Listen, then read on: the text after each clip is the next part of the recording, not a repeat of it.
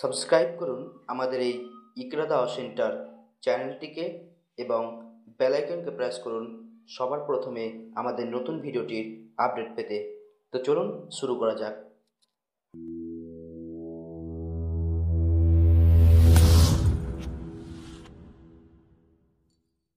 আসসালামু আলাইকুম ওয়া রাহমাতুল্লাহ।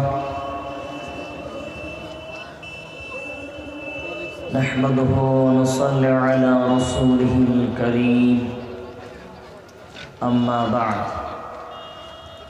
ফাআউযু বিল্লাহি মিনাশ শাইতানির রাজীম। বিসমিল্লাহির রাহমানির রাহিম।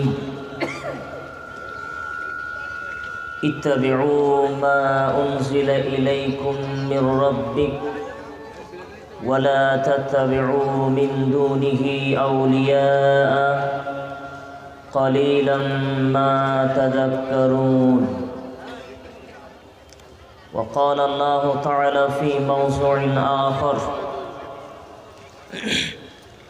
قل الحق من ربكم فمن شاء فليؤمن ومن شاء فليكفر إنا أعتدنا للظالمين نارا. وقال النبي صلى الله عليه وسلم عن أبي هريرة رضي الله عنه قال: قال رسول الله صلى الله عليه وسلم: كل أمتي يدخلون الجنة إلا من أبى. قيل: ومن أبى يا رسول الله؟ قال: من عطاني دخل الجنة ومن عصاني فقد أبى. عن عائشة رضي الله عنها قالت: قال رسول الله صلى الله عليه وسلم: من أحدث في أمرنا هذا ليس عليه أمرنا فهو رد. রাহুল মুসলিম। সম্মানীয় আজকের সভার সঞ্চালক, সামনে উপবিষ্ট দিন দরদি মুসলিম ভ্রাতৃবৃন্দ, পর্দার আসনের মা ও বোনেরা, প্রশংসা যাবতীয় আল্লাহ তাআলার জন্য। শান্তি অবতীর্ণ হোক রাসূল সাল্লাল্লাহু আলাইহি ওয়াসাল্লামের উপর। আপনাদের সামনে পবিত্র কোরআন ও সহিহ হাদিস থেকে যে হাদিস পরিবেশন করেছি এবং আয়াত পাঠ করেছি, সেই হিসাবে আমার আজকের দিনী বৈঠকে বক্তব্যের বিষয় হকের পথে বাধা। এই বিষয়ের উপরে পবিত্র কোরআন ও সহিহ হাদিসের আলোকে আমরা এক গুরুত্বপূর্ণ অত্যন্ত তত্ত্ববল আলোচনা করার চেষ্টা করব ইনশাআল্লাহুল আজিজ। বক্তব্য রাখার পূর্বে আপনাদের সাথে আমার কয়েকটি জরুরি কথা। তার প্রথম কথা হচ্ছে, খুবই কম সময়, অল্প সময়ের জন্য এসেছি, গুটি কয়েক মানুষ আপনারা উপস্থিত।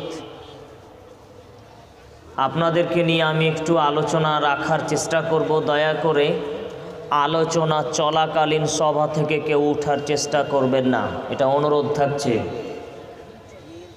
যে সমস্ত ভাইরা দাঁড়িয়ে আছেন তাদের কাছে অনুরোধ করছি, হয় মাহফিলের মধ্যে এসে বসে পড়ুন, নয় ওখান থেকে কেটে পড়ুন। হয় ভিতরে এসে বসে পড়ুন, না হয় ওখান থেকে কেটে পড়ুন। জায়গা থাকাকালীন আপনি দাঁড়িয়ে থেকে বক্তব্য শোনার চেষ্টা করবেন না। হয়তো মনে করছেন এটা যে বক্তব্য আগে শুনি, কণ্ঠ কেমন লাগে, ভালো যদি লাগে শুনতে, মধুর যদি লাগে তাহলে বসবো।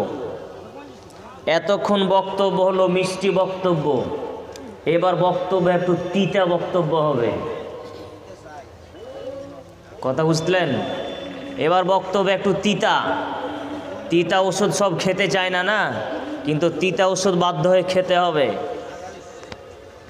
বক্তব্য হবে তো আপনার ভিতর ছিঁড়ে বক্তব্য যাবে।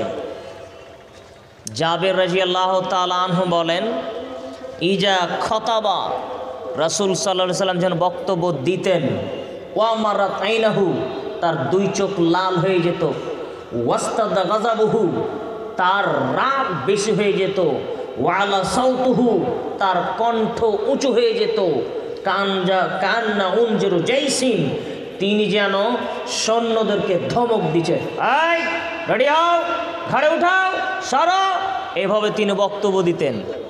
এটা রাসূলের বক্তব্য, এটা হচ্ছে রাসূলের বক্তব্য। বক্তব্য এমন হবে 20 বছর পরে বলবেন যে হ্যাঁ এই কথাটা বলেছিলেন। এখন থেকে নিয়ে বিকেল থেকে নিয়ে এখন পর্যন্ত বক্তব্য কি হলো বলেন তো, বলেন কিছু শিখেছেন একটা বলেন,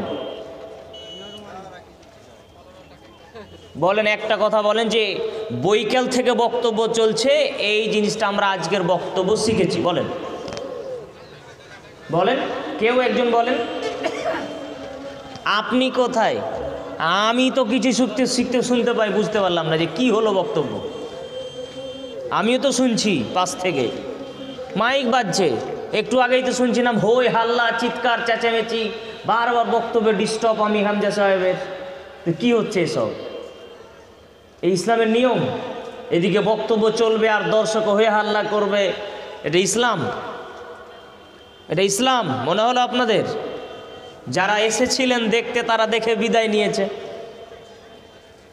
মানে ধর্ম বুঝেও না, ধর্ম জানেও না, ধর্ম উপস্থাপনও করতে জানে না, এমনিতেই ধর্ম চলছে। কথা একটু কড়া হতে পারে, তবে হক একটু কড়াই হয়, সত্য কথা একটু কড়াই লাগে। ধর্ম আমার বাপের জমিদারি নয়, শোনেন, ধর্ম আমার বাপের জমিদারি নয়। যেমন খুশি তেমনভাবে আমি আমার ধর্মকে ব্যবহার করতে পারি না। জি, ধর্ম হচ্ছে পবিত্র কোরআন আর সহিহ হাদিস, তার কথা অনুযায়ী ধর্ম চলবে। পৃথিবীর কোনো বক্তা, পৃথিবীর কোনো আলেম, পৃথিবীর কোনো মুফাসসির, পৃথিবীর কোনো মুহাদ্দিস, পৃথিবীর কোনো মুহাক্কিক, সারা পৃথিবীর কোনো মানুষের কথাই ধর্ম চলে না। একমাত্র ব্যক্তি যার নাম মুহাম্মদ সাল্লাল্লাহু আলাইহি সাল্লাম, তার কথাই চূড়ান্ত। অতএব তার মতোই বক্তব্য হবে, তার কথাই ধর্ম চলবে, তার কথাই সব কিছু।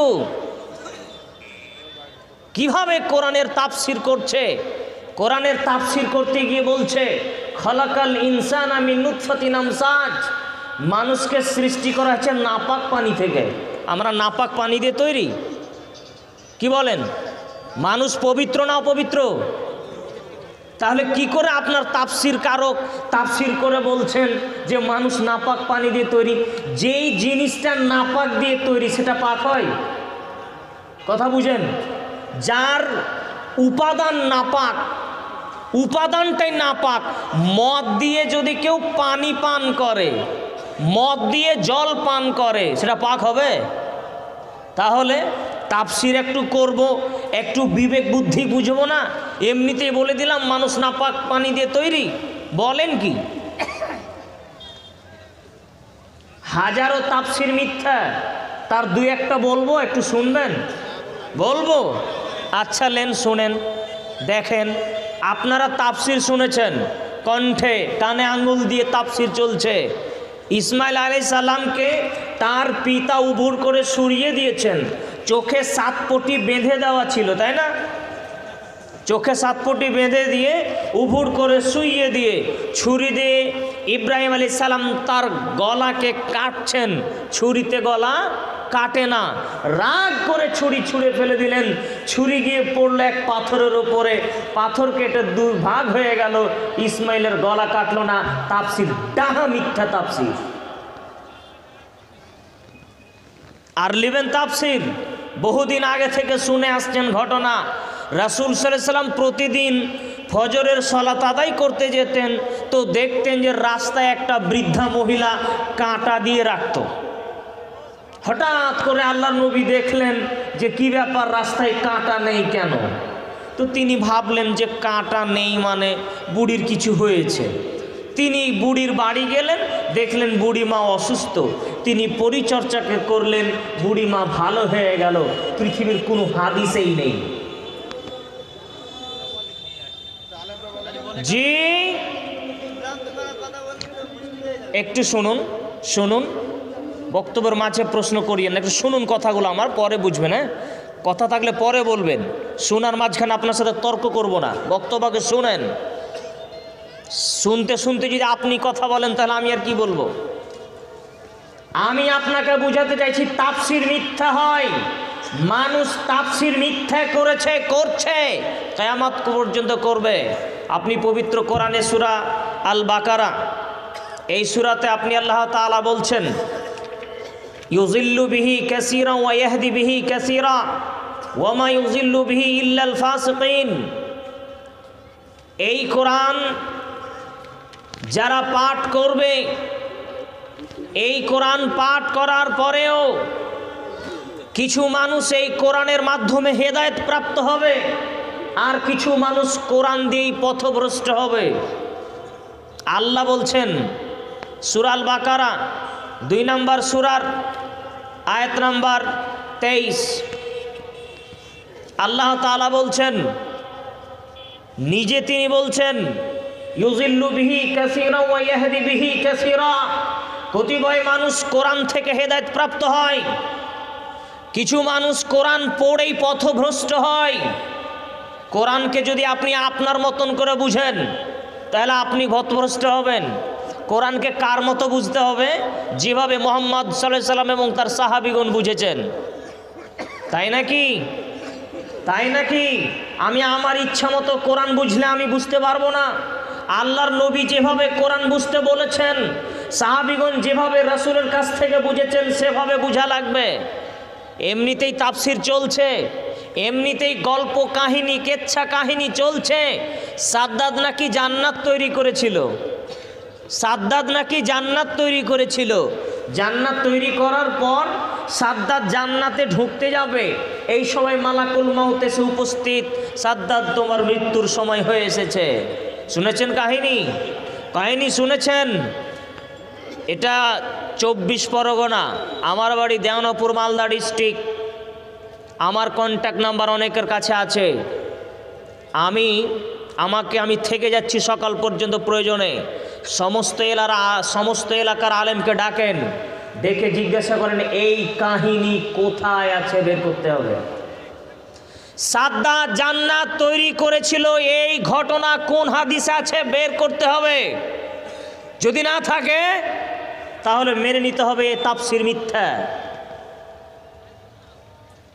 কোনোদিন প্রমাণ হবে না, আমার মরা পর্যন্ত সময় থাকলো। কোনোদিন পেলে আমাকে ফোন করে বলবেন শামসুদ্দিন সাহেব এই ঘটনা পেয়েছি, উমুক হাদিসে আছে। তাফসীর চলছে, তাফসীর।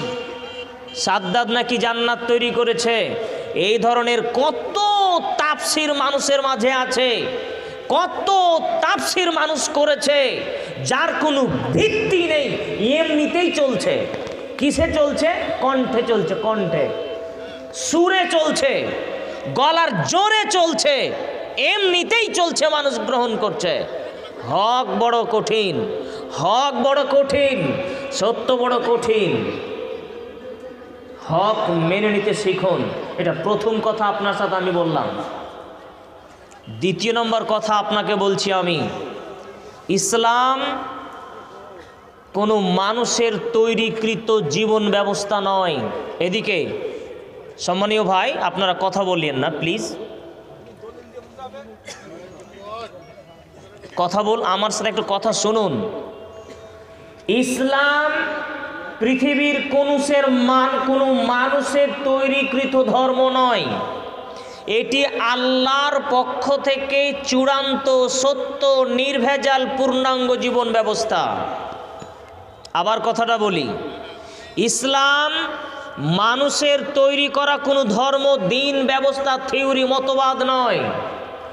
ইসলাম আল্লাহর পক্ষ থেকে প্রেরিত, মুহাম্মদ সাল্লাল্লাহু আলাইহি সাল্লামের পক্ষ থেকে প্রদর্শিত এক চূড়ান্ত সত্য নির্ভেজাল পূর্ণাঙ্গ জীবন ব্যবস্থা। এই কথার সাথে একমত? এই কথার সাথে একমত কিনা আমরা? এবার আপনাকে বলি, আমি শেখ, আরেকজন শেখ, আরেকজন হুজুর, আরেকজন ইমাম, সারা পৃথিবীর মানুষ একটা কথা বলছে, ওই কথাটাকে কোরআন এবং হাদিস দিয়ে আপনি মেপে দেখছেন, তো দেখছেন যে আলেমের কথা একরকম, কোরআন হাদিস বলছে একরকম। আবার বুঝেন কথা, আলেম যারা বলছে আমার মতো, এদের কথাটা একরকম, আলেম আর আল্লাহর কথা এবং তার নবীর কথা আর এক রকম। আপনি মানবেন কোনটাকে? আল্লাহটাকেই মানবেন একদম চূড়ান্ত? তো বলবেন না তো যে আমাদের হুজুর সাহেব কি কম বুঝে, এটা বলবেন না তো? বলবেন না তো যে আমাদের হুজুরের কথাটাই চূড়ান্ত, এটা বলবেন না তো? একদম। তাহলে রেডি থাকেন। এবার 3 নাম্বার কথা বলছি। এবার দিন যেটুকুন আপনি শিখবেন, দিন যতটুকু বুঝবেন, আপনাকে বুঝার কিছু কথা আল্লাহ বলেছেন। আল্লাহ তাআলা বলেন, ফাসআলু আহলা যিকরি ইন কুনতুম লা তা'লামুন বিল বাইয়িনাতি ওয়াজ জুবুর। সূরা নাহলের 42 এবং 43 নম্বর আয়াত। হে পৃথিবীর অজানা মানুষ, সারা পৃথিবীর যারা অজানা মানুষ তারা শোনো, যে বিষয়ে তোমরা জানো না তা তোমরা জানা মানুষের নিকটে জানো। আপনার যে বিষয়ে জানা নেই সে বিষয়ে আপনাকে জানা মানুষের নিকটে জানতে হবে। তবে তারপরে একটা কথা তিনি বলছেন, বিল বাইয়িনাত, প্রমাণ সহকারে জানতে হবে, ওয়াজ জুবুর, এবং প্রমাণ হবে স্পষ্ট, স্পষ্ট খাঁটি প্রমাণ। সময়ে সময়ে জাল দলিলও মানুষ তৈরি করতে পারে, জাল দলিলও মানুষ তৈরি করতে পারে। অতএব দলিল যেন জাল না হয়, দুর্বল না হয়, সেটা হবে খাঁটি দলিল। তাহলে ইসলামকে বুঝার জন্য, ইসলামকে জানার জন্য আল্লাহ তাআলা আমাকে আপনাকে এই দুটি কথা বলছেন। এক, আপনি তার কাছেই ধর্ম শিখবেন, বুঝবেন, শুনবেন যে ব্যক্তি ধর্ম সম্পর্কে জানে। সেই মুসলিম প্রথম খণ্ডের ভূমিকাটা আপনি পড়ে দেখুন। মুহাম্মদ ইবনে সিরিন সেখানে বলছেন, হাজাল ইলমু দীনুন, এই ইলম, এই বিদ্যা, এই বক্তব্য, এই লেখনী, ইসলামের যা কিছু সেটা হচ্ছে দিন। ফানজুরুহু আম্মান তাখুযুনা দীনাকুম, তোমরা সেই লোকটাকে দেখো, যেই লোকটা তোমরা বক্তব্য শুনছো তাকে তোমরা দেখো, যে তোমাদের শিখাচ্ছেন তাকে তোমরা দেখো, যিনি ইসলাম শিখাচ্ছেন তাকে তোমরা দেখো, যিনি বক্তব্য দিচ্ছেন তাকে তোমরা দেখো, যার কাছে তোমরা ইসলাম শুনছো তাকে তোমরা দেখো। আপনি কি দেখবেন? আমার কণ্ঠ কত ভালো তা দেখবেন? আমি দেখতে কত সুন্দর আপনি সেটা দেখবেন? আমার পিছনে কতটি ডিগ্রি লাগা আছে আপনি তা দেখবেন? কি দেখবেন? দেখবেন মানে হচ্ছে, আমি যদি কোরআন হাদিস তদন্ত ছাড়া বক্তব্য রাখি তাহলে ওই বক্তব্য গ্রহণ করা লাগবে না। দেখবেন মানে হচ্ছে, আমি যদি কোরআন হাদিস সঠিকভাবে ব্যাখ্যা না করি, নিজের প্রবৃত্তির অনুসরণ করে ব্যাখ্যা করি, তাহলে আমার বক্তব্য চলবে না। দেখবেন মানে হচ্ছে, আমার বক্তব্য যদি তরিকাপন্থী হয়, মাযহাবপন্থী বক্তব্য যদি আমি দেওয়ার চেষ্টা করি অপব্যাখ্যা করে, তাহলে আমার বক্তব্য চলবে না। বক্তব্য হবে আল্লাহর পক্ষে, রাসূলের পক্ষে। ব্যক্তি বিশেষের পক্ষে কোনো বক্তব্য যদি হয় তাহলে সেটা গ্রহণীয় নয়। সম্মানীয় উপস্থিতি, আল্লাহ তাআলা এটা প্রথম কথা বলছেন যে তোমরা দিন বুঝো জানা মানুষের নিকটে। যে লোক দিন সম্পর্কে জানে, দিন সম্পর্কে বুঝে, তার কাছে তোমরা বক্তব্য শোনো। আমাকে মাসুদুর মালদা থেকে ডেকেছেন, ডাকার আগে আপনাকে তদন্ত করতে হবে শামসুদ্দিন হাদিস কোরআন জানে কি না, খোঁজ নিতে হবে। যাকেই আপনি খুঁজেন না কেন, আগে খোঁজ নিয়ে ডাকতে হবে যে সে লোকটা হাদিস কোরআন জানে তো, যাকে আমি ডাকছি। না তো সে তো হাদিস কোরআনের 12টা বাজিয়ে দিবে। আর তাই ঘটছে আজকে। আমরা একটা কথা শুনেছি, অল্প বিদ্যা ভয়ঙ্করী হয়। কোরআন হাদিস কে বলবে অথচ কোরআন হাদিস বুঝবে না, পড়বে না, তদন্ত করবে না, তা হতে পারে না। স্কুলে পিয়ন থাকে যে ঘন্টি মারে, আপনাদের দেশে থাকে ঘন্টা মারে না পিয়ন? আচ্ছা বলেন তো, কোনো মূর্খ মানুষকে কি ওই ঘন্টা মারা চাকরি দেওয়া হয়? হয়? হয় না, না? কম করে হলেও তাকে এখন বর্তমানে বিএ পাস হতে হবে। আরে তা না হলে তো উচ্চ মাধ্যমিক পাস লাগবে। ঘন্টা মারার লেগে যদি গ্র্যাজুয়েশন লাগে, উচ্চ মাধ্যমিক পাস লাগে, কোরআনের কথা বলবে, হাদিসের কথা বলবে, পড়াশোনা ব্যক্তি লাগবে না? কিন্তু বিশেষভাবে দুই বাংলায়, এপার বাংলা ওপার বাংলা, দুই বাংলা মিলে যারা পেশাধারী বক্তা, এই বক্তাদের অবস্থা হচ্ছে কণ্ঠ যত যার বক্তা সে তত বড়। কণ্ঠর জলেই বক্তব্য চলে, কণ্ঠ থাকলে বক্তব্য হয়। হাদিস কোরআন পড়াশোনা লাগে না। সম্মানীয় উপস্থিতি, আমি কোনো ব্যক্তিকে টার্গেট করে কথা বলছি না, আমি কোনো বক্তাকে টার্গেট কথা বলছি না, এরকম নেবেন না। আমি আপনাকে বর্তমান ধর্মের বাস্তব অবস্থাটা আপনাকে দেখাচ্ছি। আপনি বাস্তব অবস্থা দেখুন যে বর্তমানে পেশাধারী বক্তা যারা কন্ট্যাক্ট করে, তারা অগ্রিম অ্যাকাউন্টে টাকা জমা করা লাগে, এরপরে তারা বক্তব্য দেয়। বক্তব্যে তারা কি বলে নিজেও বুঝে না, শ্রোতাও বুঝে না, এমনিতেই চলে বক্তব্য, এমনিতেই বক্তব্য চলছে কেসা কাহিনী দিয়ে। অতএব হক গ্রহণ করতে শিখতে হবে। হক মানার চেষ্টা করুন, হক গ্রহণ করার চেষ্টা করুন। মহান আল্লাহ বলেন, কুলিল হাক্কু মির রাব্বিকুম, হক আল্লাহর পক্ষ থেকে আসে, হক আল্লাহর পক্ষ থেকে আসে, আমার পক্ষ থেকে হক হবে না।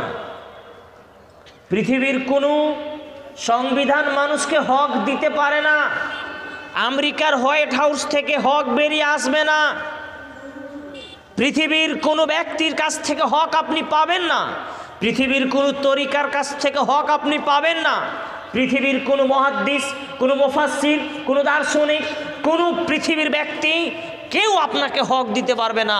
আল্লাহর কাছ থেকে যা আসে তার পুরোটাই হক। আল্লাহর কাছ থেকে যা কিছু অবতীর্ণ হয় সেটাই একমাত্র হক, আর মানুষের পক্ষ থেকে যেটা আসে সেটা না হক। আবার কথাটা বুঝেন, হক কার কাছ থেকে আসে? আমি উত্তর চাই, হক কার কাছ থেকে আসে? মানুষের পক্ষ থেকে যদি আসে তাহলে সেটা কি হক হবে? সেটা কি হক হবে? এবার আপনাকে বলছি, আল্লাহ তাআলা বলছেন, কুলিল হাক্কু মির রাব্বিকুম, হে মুহাম্মদ সাল্লাল্লাহু আলাইহি ওয়াসাল্লাম আপনি বলে দেন, হক তোমার রবের পক্ষ থেকে আসে, হক তোমার রবের পক্ষ থেকে আসে। ফামান শাআ ফালইউমিন, তোমাদের যার খুশি সে হকটাকে মানবে, ওয়ামান শাআ ফালইয়াকফুর, যার খুশি সে হককে অস্বীকার করতে পারে। মানুষকে আল্লাহ এটা ক্ষমতা প্রদান করেছে যে ইচ্ছা করলে মানুষ হক গ্রহণ করতে পারে, ইচ্ছা করলে মানুষ হক বর্জন করতে পারে। মানুষকে এটা ক্ষমতা আল্লাহ দিয়েছেন, ইচ্ছা করলে মানুষ হক গ্রহণ করতে পারে, ইচ্ছা করলে মানুষ হক বর্জন করতে পারে। এবার আপনাকে আমি বলছি,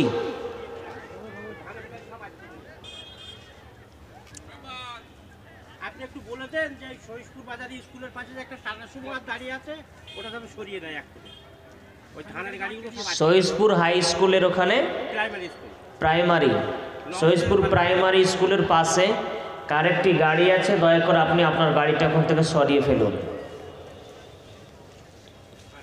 বক্তব্যের মাঝে ডিস্টার্ব খুব মুশকিল। শুনেন, বলছিলাম মহান আল্লাহ বলছেন হক আছে আল্লাহর পক্ষ থেকে। একটু আমার দিকে দেখেন, আল্লাহর পক্ষ থেকে যত যা কিছু আছে তার পুরোটাই হক। আল্লাহর কাছ থেকে যা কিছু এসেছে তার সবটাই হক। আল্লাহর পক্ষ থেকে কোনো মিথ্যা এসেছে? আল্লাহর পক্ষ থেকে কি কোনো অসত্য এসেছে? আল্লাহর পক্ষ থেকে কোনো ভুল বার্তা আসতে পারে? জি না। আল্লাহর পক্ষ থেকে যতটুকু এসেছে তার সবটাই চূড়ান্ত সত্য, নির্ভেজাল। এতে কোনো দ্বিমত আছে কি? আছে? আর মানুষের পক্ষ থেকে যেটা আসে তার মধ্যে ভেজাল থাকবেই, না হক থাকবেই। আল্লাহর পক্ষ থেকে যে ইসলাম, আল্লাহর পক্ষ থেকে সে ইসলাম। আবার শোনেন, আল্লাহর পক্ষ থেকে এসেছে ইসলাম, মানুষের পক্ষ থেকে এসেছে মাযহাব, মানুষের পক্ষ থেকে এসেছে তরিকা, মানুষের পক্ষ থেকে এসেছে তন্ত্র, মানুষের পক্ষ থেকে এসেছে মতবাদ, মানুষের পক্ষ থেকে এসেছে ইজম, মানুষের পক্ষ থেকে এসেছে থিওরি। পৃথিবীর মাযহাব কে তৈরি করেছে? আল্লাহ না মানুষ? কে? আল্লাহ মাযহাব তৈরি করেছে? আল্লাহ মাযহাব তৈরি করেছে? মাযহাব কার পক্ষ থেকে তৈরি? তরিকা কার পক্ষ থেকে তৈরি? পৃথিবীর নানা মতবাদ কার পক্ষ থেকে তৈরি? পৃথিবীর সমস্ত তন্ত্র কার পক্ষ থেকে তৈরি? পৃথিবীর মানুষের যত তন্ত্র, মন্ত্র, মতবাদ, ইজম, ধর্ম, মাযহাব, তরিকা সবগুলোই না হক। একমাত্র হক হচ্ছে ইসলাম। তাই নাকি? তাই নাকি? আল্লাহর পক্ষ থেকে ইসলাম এসেছে, অতএব ইসলাম ছাড়া পৃথিবীর মানুষ যাই তৈরি করুক না কেন সবগুলোই না হক। একমাত্র হক হচ্ছে আল্লাহর ইসলাম। ইসলাম বলতে কোরআন এবং সহিহ হাদিস, এটি আল্লাহর পক্ষ থেকে এসেছে। কেউ যদি এবার ইসলামকে অস্বীকার করে, ইসলামকে বাদ দিয়ে অন্য কোনো কিছু গ্রহণ করে, তাহলে সেটা আল্লাহর কাছে কবুল হবে? আল্লাহ তাআলা বলছেন ওমাই ইয়াত্তাবি গায়রাল ইসলাম ফালা ইউকবালু মিনহু, সূরা আলী ইমরান 84 নম্বর আয়াত। আল্লাহ তাআলা বলছেন যে নিশ্চয় যে ব্যক্তি ইসলাম ছাড়া অন্য কোনো দিন, অন্য কোনো মতবাদ, অন্য কোনো থিওরি, অন্য কোনো ইজম গ্রহণ করলো, আল্লাহ তা কখনোই কবুল করবেন না। এবার আপনি ইসলাম গ্রহণ করেছেন, সম্মানীয় উপস্থিতি, আপনাকে ইসলাম মানতে হবে, আপনাকে ইসলামের নীতি অনুসরণ করা লাগবে। কোনো তন্ত্র, মন্ত্র, তরিকা, এই সমস্ত বিষয় ইসলামে কোনো ঠাঁই নেই। যদি থাকতো সেই সময় থেকে রাসূল সাল্লাল্লাহু আলাইহি ওয়াসাল্লাম তা দিয়ে যেতেন। অথচ রাসূলের যুগে কোনো তন্ত্র ছিল না, কোনো মাজারও ছিল না, কোনো ব্যবস্থাপনাই ছিল না। কথা হক বটে, তিতা লাগতে পারে। সম্মানীয় উপস্থিতি, বলছিলাম হক আল্লাহর পক্ষ থেকে আসে। এখন আপনাকে আমি বলছি পৃথিবীতে সব থেকে বিরোধিতা কোন?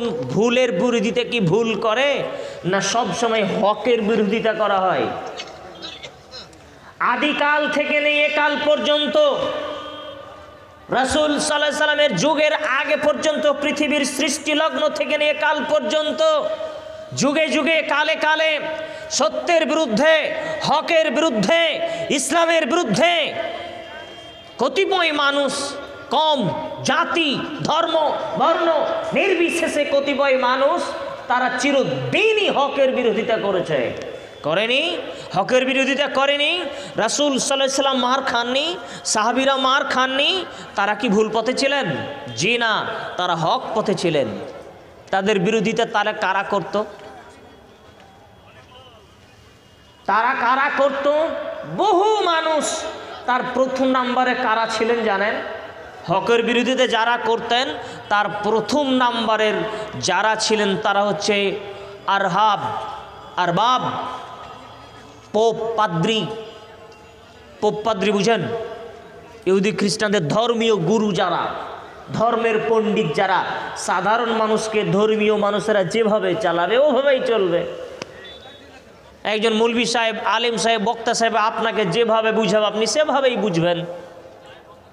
তাই তো ঘটে। এমন কি সূরা তওবার 31 নম্বর আয়াত যখন অবতীর্ণ হচ্ছে, আদি ইবনে হাতিম রাদিয়াল্লাহু তাআলা আনহু, তার গলায় একটা খ্রিস্টানদের যে ক্রুশ, এই ক্রুশের একটা মালা পড়ে রাসূলের কাছে উপস্থিত। সুনান তিরমিজির 3095 নম্বর হাদিস এসেছে, আল্লাহর নবী তার গলায় এই চিহ্নটা দেখে তাকে বলছেন, আদি এটাকে ছিঁড়ে ফেলো, এই মূর্তির মালা তোমার গলায় কেন, এটাকে ছিঁড়ে ফেলো। এই বলে তিনি পাঠ করছেন, এই বলে তিনি সূরা তওবার 31 নম্বর আয়াতটা পাঠ করছেন যে ইহুদি এবং খ্রিস্টানদের মানুষেরা তাদের ধর্মীয় পণ্ডিতদেরকে আল্লাহ বা রব হিসাবে গ্রহণ করেছে। তখন আদি ইবনে হাতিম এই আয়াতের অর্থ, এই আয়াত শ্রবণ করে আল্লাহ রাসূলকে বলছেন, আল্লাহ রাসূল, আমরা তো যখন ইহুদি খ্রিস্টান ছিলাম বা ইহুদি খ্রিস্টানরা তাদের ধর্মীয় গুরুকে তো কখনো রব হিসাবে মানে না। তখন তিনি বলছেন, কেন? তোমাদের ধর্মীয় গুরু যেটাকে হালাল বলতো তোমরা সেটাকে হালাল বলতে না, তোমাদের ধর্মীয় গুরুরা যেটাকে হারাম করত সেটা কি তোমরা হারাম করতে না? এটা তা তো আমরা করতাম। তাহলে এবার বলেন তো, হালাল এবং হারাম করার মালিক কে? কে? আপনি? হালাল কোনটা, কোনটা হারাম এটা কে ঘোষণা করবে? আমার মতো হুজুর? কে? আল্লাহ। তাহলে তোমাদের ধর্মীয় পণ্ডিত অধিকার কি করে পেল? আর যারা জনগণ তারাই বা কি করে আল্লাহর হারামকৃত বস্তুকে হালাল করতে পারে অথবা আল্লাহর হালালকৃত বস্তুকে হারাম ঘোষণা করতে পারে? শুনেন, আজকের এই যুগেও মানুষ যাকে তাকে যেভাবে খুশি ব্যবহার করে বলছে উমুকের এই জিনিস হারাম, উমুকের এই জিনিস হারাম। পৃথিবীর সমস্ত প্রেসিডেন্টের বক্তব্য শুনতে পারে, মোদির বক্তব্য শোনা বৈধ, মমতা ব্যানার্জির বক্তব্য শোনা বৈধ, আর পৃথিবীর যারা নেতা নেত্রী আছে তাদের বক্তব্য শোনা বৈধ হয়ে গেছে। বক্তব্য শোনা হারাম কার বলেন তো? এটা বলা লাগবে? বুঝতে পারেননি? হুজুরেরা ফতোয়া দেয়নি কেন? ওরা বললো না যে অমুসলিমদের বক্তব্য শোনা যাবে না, যোগীর বক্তব্য শোনা যাবে না, মোদির বক্তব্য শোনা যাবে না, ওর বক্তব্য শোনা যাবে না, তাদের বক্তব্য চলবে, কোনো অসুবিধা নেই। যে ব্যক্তি কোরআন হাদিস থেকে কথা বলবে, যার বক্তব্যে লাখ লাখ মানুষ ইসলাম গ্রহণ করছে, তারই বক্তব্য শোনা হারাম। বলে কি? এটা কি হকের বিরোধিতা নয়? এটা কি হকের বিরোধিতা নয়? অবশ্যই হকের বিরোধিতা। এরাই হচ্ছে ওই ধর্মীয় গুরু পণ্ডিত যারা তাদের পেট পূজাকে বজায় রাখতে, নিজের স্বার্থকে বজায় রাখতে ধর্মের গোমর ফাঁস হয়ে যাচ্ছে তাদের, তাই তারা হককে টুটি চিপে হত্যা করতে চায়। শুনেন, পৃথিবীতে বহু মানুষ হকের গলা টিপে হত্যা করার চেষ্টা করেছে। হকপন্থী মানুষকে হত্যা করা যায়, হককে কোনোদিন হত্যা করতে পারা যায় না। সত্যবাদীকে পৃথিবীতে থেকে আপনি বিদায় করতে পারেন, তবে সত্যকে পৃথিবী থেকে মুছে দেওয়ার ক্ষমতা কারণে। শুনেন, কোরআন যে ব্যক্তি মেনে চলে, হাদিসের যে ব্যক্তি অনুসরণ করে চলে, এই কোরআন হাদিস মাননেওয়ালা মানুষকে ফাঁসি কাস্টে ঝুলিয়ে আপনি পৃথিবী থেকে বিদায় করতে পারেন, তবে কোরআন হাদিস পৃথিবী থেকে বিদায় করার ক্ষমতা আপনার নেই। হকপন্থী মানুষের গর্জন, হকপন্থী মানুষের আওয়াজ চিরবরিং থাকে, তার কণ্ঠ সে কখনো মৃত্যুকে ভয় পায় না। তার বলি এইরকম আওয়াজ উঁচু করে সে বলতে পারে, আমি মুসলিম চিরমুজাহিদ, মরণকে করি না ভয়, আমি মুসলিম চিরমুজাহিদ, মরণকে করি না ভয়, আমি মুসলিম চিরমুজাহিদ, মরণকে করি না ভয়। আল্লাহর পথে জীবন দিয়ে মরণেও আমার হবে জয়, আল্লাহর পথে জীবন দিয়ে মরণেও আমার হবে জয়। আমি মুসলিম চিররণবীর মরণকে করি না ভয়। আমি জেল বলে ভাবি না, আমি ফাঁসি বলে ভাবি না, আমি পৃথিবীর কোনো জেলখানাই পরোয়া করি না। কে তুমি রাষ্ট্রনায়ক, কে তুমি কোন পীর বাবা, কে তুমি কোন পীর পূজারী ব্যক্তি, তোমার 4 পয়সা আমি দাম দিই না। আমি কোরআনের অনুবাদ করব, আমি হাদিসের অনুবাদ করব। হাদিসের অনুবাদ করতে গিয়ে যদি আমার ফাঁসি হয়ে যায় তাতে কিছু যায় আসে না। কোরআনের অনুবাদ করতে গিয়ে যদি আমাকে জেলখানায় পচে পচে মরতে হয় তাতে কিছু যায় আসে না। আমি পৃথিবীর জেলখানাকে পরোয়াই করি না। এ হচ্ছে মুসলিম সৈনিকের স্লোগান। আপনি কি করবেন হকপন্থী মানুষের?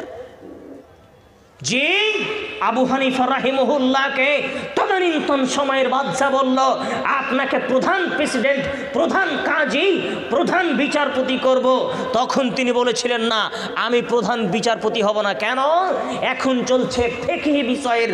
আমাকে দিয়ে বাদশা চালাকি করে, আমাকে দিয়ে বাদশা সিগনেচার করিয়ে নেবে। ফেকা ভিত্তিক প্রশ্ন উত্তর, ফেকা ভিত্তিক যে বক্তব্য তা নিয়ে সমাজে প্রচলন করবে। আমি প্রধান কাজী হব না।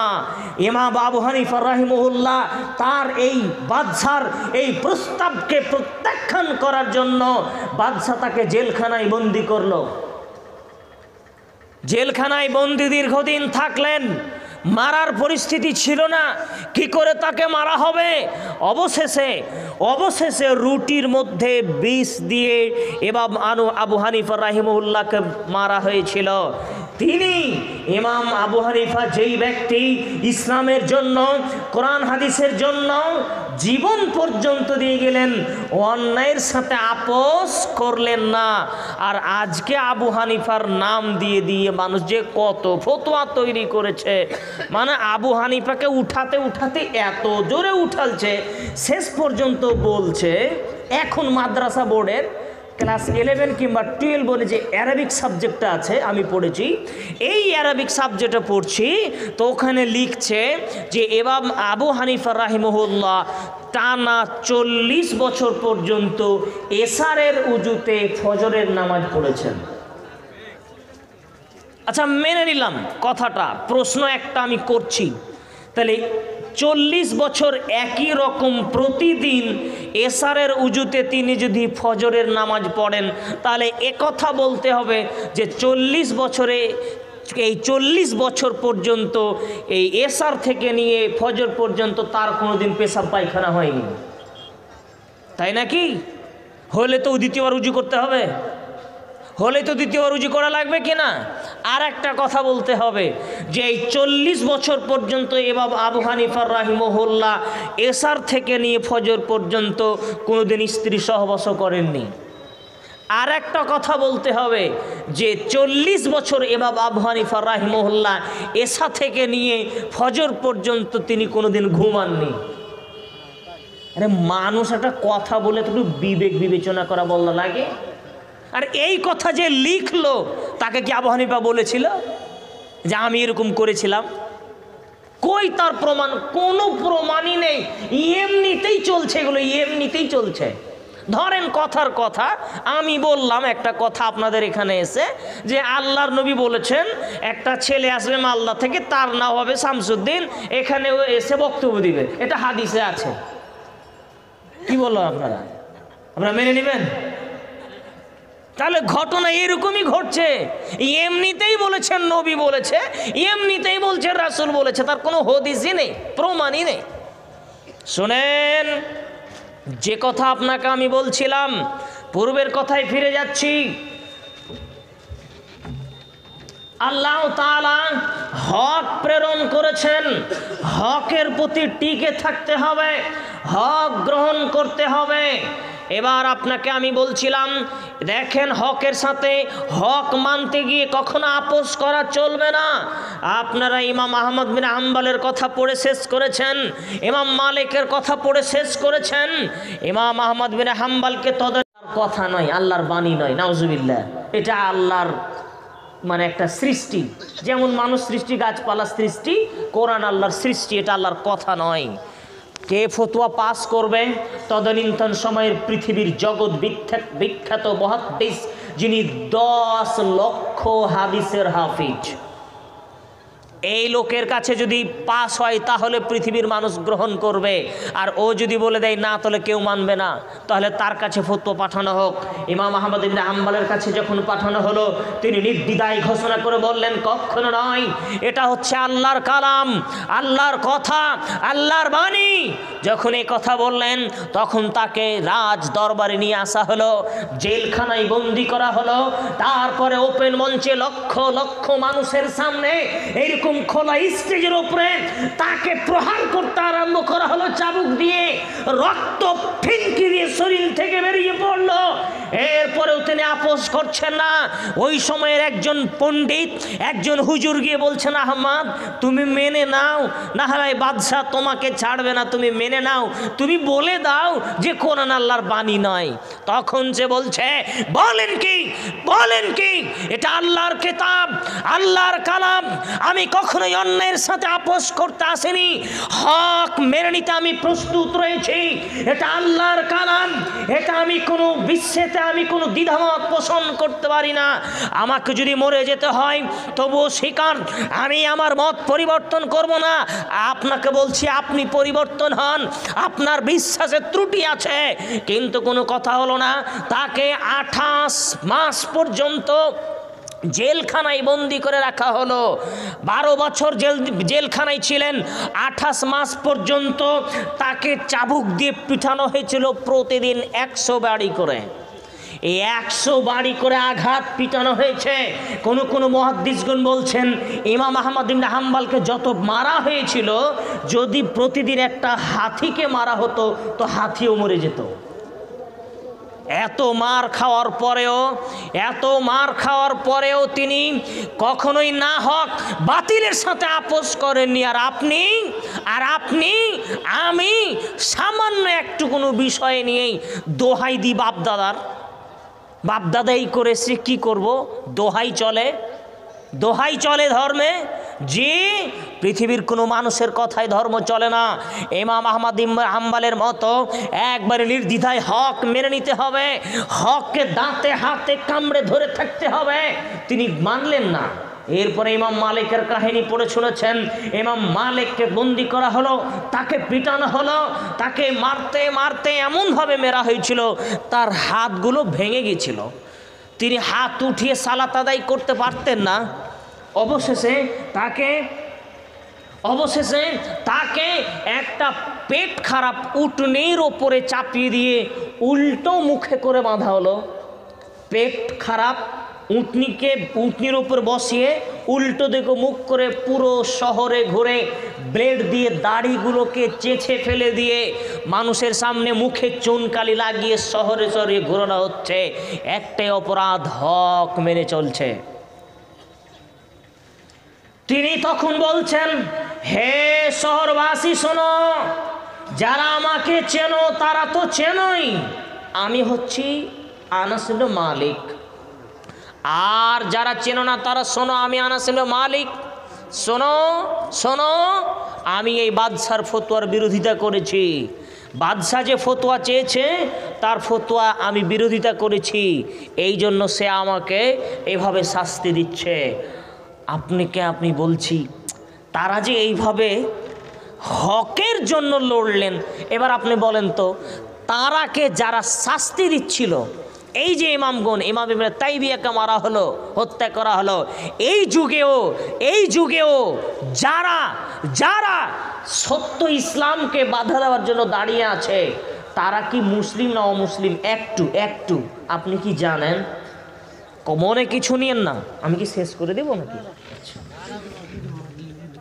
আচ্ছা, বুঝতে পারলাম না কথা। মাদুল, আচ্ছা, এবার শোনেন, এই যুগেও এখনো যারা প্রতিবাদ করছে, হকের বিরুদ্ধে লড়ছে, আপনাকে একটু বলছি, পিস টিভি বন্ধ হয়েছে, হয়নি? আগে কে বন্ধ করেছে? ওখানেও হিন্দু বেশি। তাহলে পিস টিভি যারা বন্ধ করলো তারা মুসলিমই, তাই না? এবারের কথা বলছি। এবার পিস টিভি একজন বক্তা আপনার হয়তো দেখেছেন, আব্দুর রাজ্জাক বিন ইউসুফ, নাম শুনেছেন। তার আসার কথা ছিল, হাওড়াতে প্রোগ্রাম ছিল, বারাসাতে প্রোগ্রাম ছিল, এই আপনাদের এলাকায় প্রায় 3টি প্রোগ্রাম ছিল, মালদাতে ছিল, মুর্শিদাবাদে ছিল। একটা প্রোগ্রামও হয়নি, একটা প্রোগ্রামও হয়নি। আপনারা জানেন কেন? কারা প্রতিবাদ করেছে জানেন? 1 নম্বরে মুসলিম, 1 নম্বরে মুসলিম। কই আমির হামজা ভাই তো ঠিকই বক্তব্য রেখে গেলেন, মাসুদ ভাই তো ঠিকই বক্তব্য রেখে গেলেন, আবুল কালাম আজাদ সাহেব তো ঠিকই আসছেন, মোহাম্মদ আলী মুফতি আলী তো ঠিকই আসছেন। কই তাদের তো প্রতিবাদ হলো না কেন? আপনাকে ভাবতে হবে কথাটা ভাবতে হবে।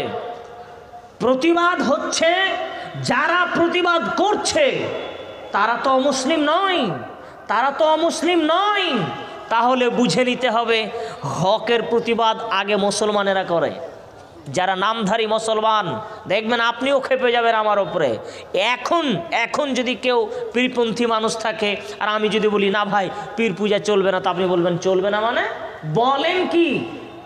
আল্লাহর কাছে যাওয়া লাগবে, একটা সামান্য জজের কাছে যেতে উকিল লাগে, আর আল্লাহ তিনি তো সর্বশ্রেষ্ঠ জজ, তার কাছে গেলে উকিল লাগবে না,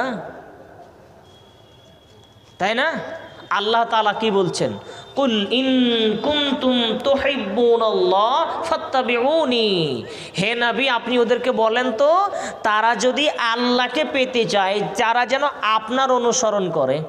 তাহলে আল্লাহকে পেতে হলে আল্লাহ বলছেন নবীকে ধরো, আল্লাহকে পেতে হলে নবীকে ধরো, এটা আল্লাহ বলছেন। আর আপনার পীর বাবা বলছেন আল্লাহকে পেতে হলে আমাকে ধরো। কথাটা দুরকম হলো না? আল্লাহ বলছেন আমাকে যদি পেতে চাও নবীকে ধরো, আর পীর বাবা বলছে যদি আল্লাহকে পেতে চাও তাহলে আমাকে ধরো। এবার আপনি বলেন মানবেন কোনটা? জি, কেন বলছে জানেন? এদের ব্যবসা বন্ধ হয়ে যাবে, তাবিজের ব্যবসা বন্ধ হবে, চাদরের ব্যবসা বন্ধ হবে, খাসি খাওয়া বন্ধ হয়ে যাবে, ভোজভাণ্ডারি বন্ধ হয়ে যাবে। হায় রে কি স্বার্থ! মানুষ হকের বিরোধিতা করে তার কয়েকটা, অধিকাংশ মানুষ জানেই না হক কি জিনিস, সত্য কোনটা, মিথ্যা কোনটা, এইটাই জানে না। আরে আপনারা এত কথা বলছেন কেন গো? এত কথা বললে হয়?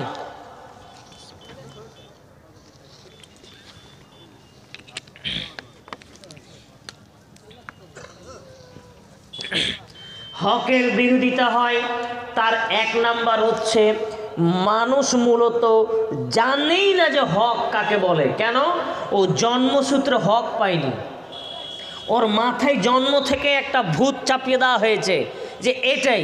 ধরেন কথার কথা, আমি জন্ম থেকেই দেখে আসছি আমার মাকে, আমার বাপকে, যে আমি দেখেছি জন্ম থেকেই এখানে করে হাত বাঁধে, তা আমার ধারণা এটাই ঠিক, ঠিক না? এবার কেউ জন্ম থেকে এখানে হাত বেঁধেছে, তাহলে ওর কাছে এটাই ঠিক, আমার বাপ মা এরকম করতো, আমরা জন্ম থেকে আমাদের ইমাম সাহেবকে এখানে হাত বেঁধে দেখেছি, ওকে যদি এখানে এখন বুঝান আরও বুঝবে না।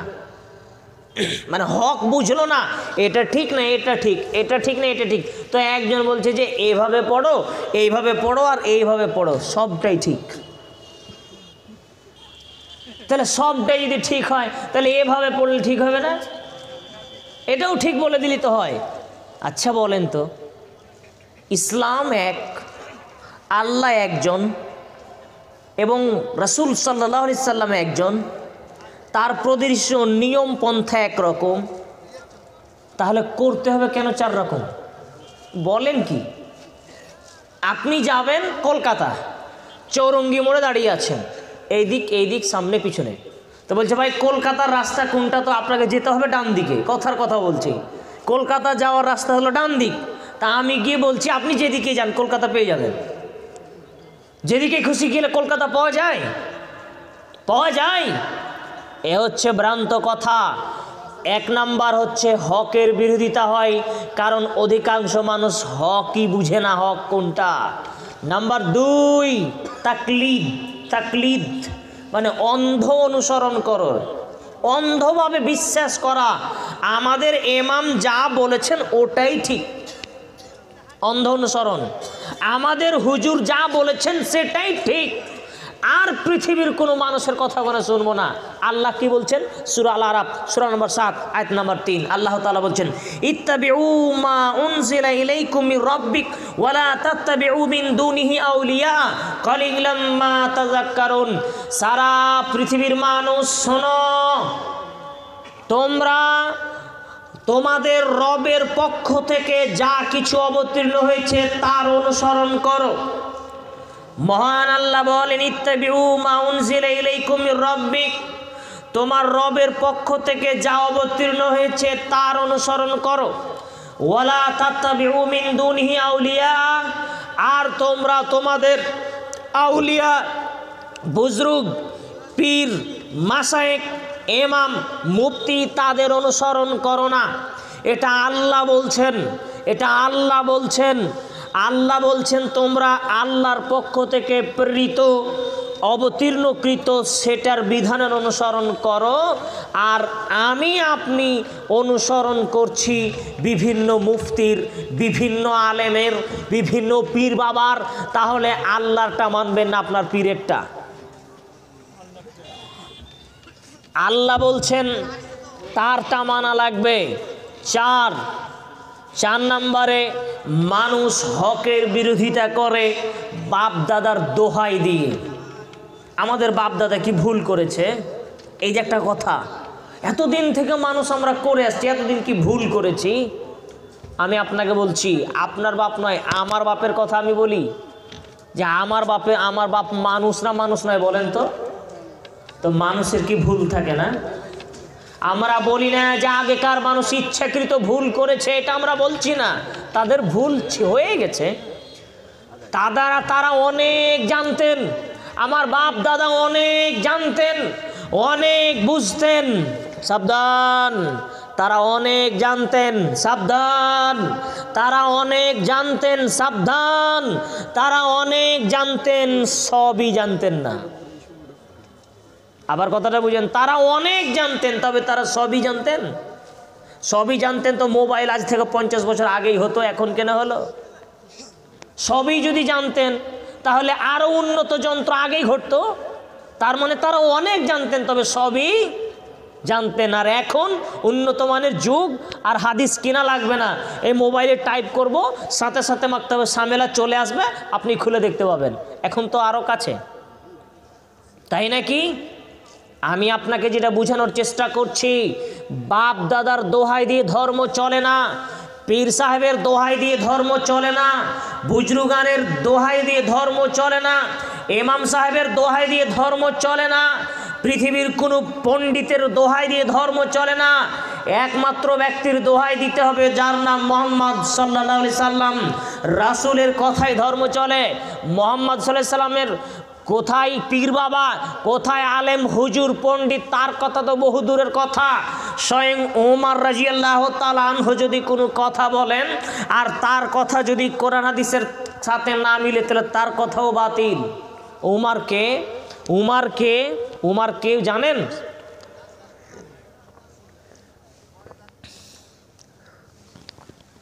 ওমর রাদিয়াল্লাহু তাআলা আনহু সম্পর্কে আল্লাহ রাসূল বলছেন, উমর আনতা তাসলুকিন, তুমি যে রাস্তা দিয়ে হাঁটো সেই রাস্তা দিয়ে শয়তান হাঁটে না।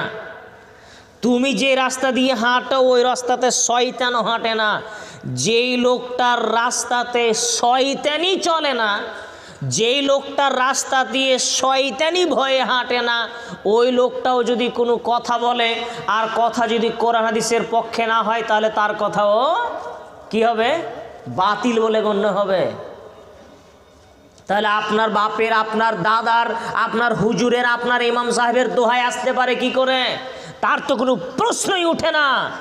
এরপরে শোনেন, মানুষ হককে বর্জন করে তার একটা গুরুত্বপূর্ণ কারণ হচ্ছে নিজের স্বার্থ সিদ্ধিকে বজায় রাখার জন্য। স্বার্থ সিদ্ধিকে বজায় রাখার জন্য আমি যদি এখন হকটাকে মেনে নিই তাহলে পরে আমার পেট পূজা বন্ধ হয়ে যাবে, আমার তাবিজের ব্যবস্থা চলবে না, আমার খাসি খাওয়া হবে না, যে আমার যে মুরগা আসা বন্ধ হয়ে যাবে, চাদর পাওয়া যে বন্ধ হয়ে যাবে, কন্ট্যাক্ট করে পকেটে যে টাকা ঢুকতো সেটা যে বন্ধ হয়ে যাবে। অতএব হক থাক, আমি এমনিতেই চলবো। এই একটা মারাত্মক জিনিস ঢুকে পড়েছে সমাজে, এটা আপনাকে বুঝতে হবে।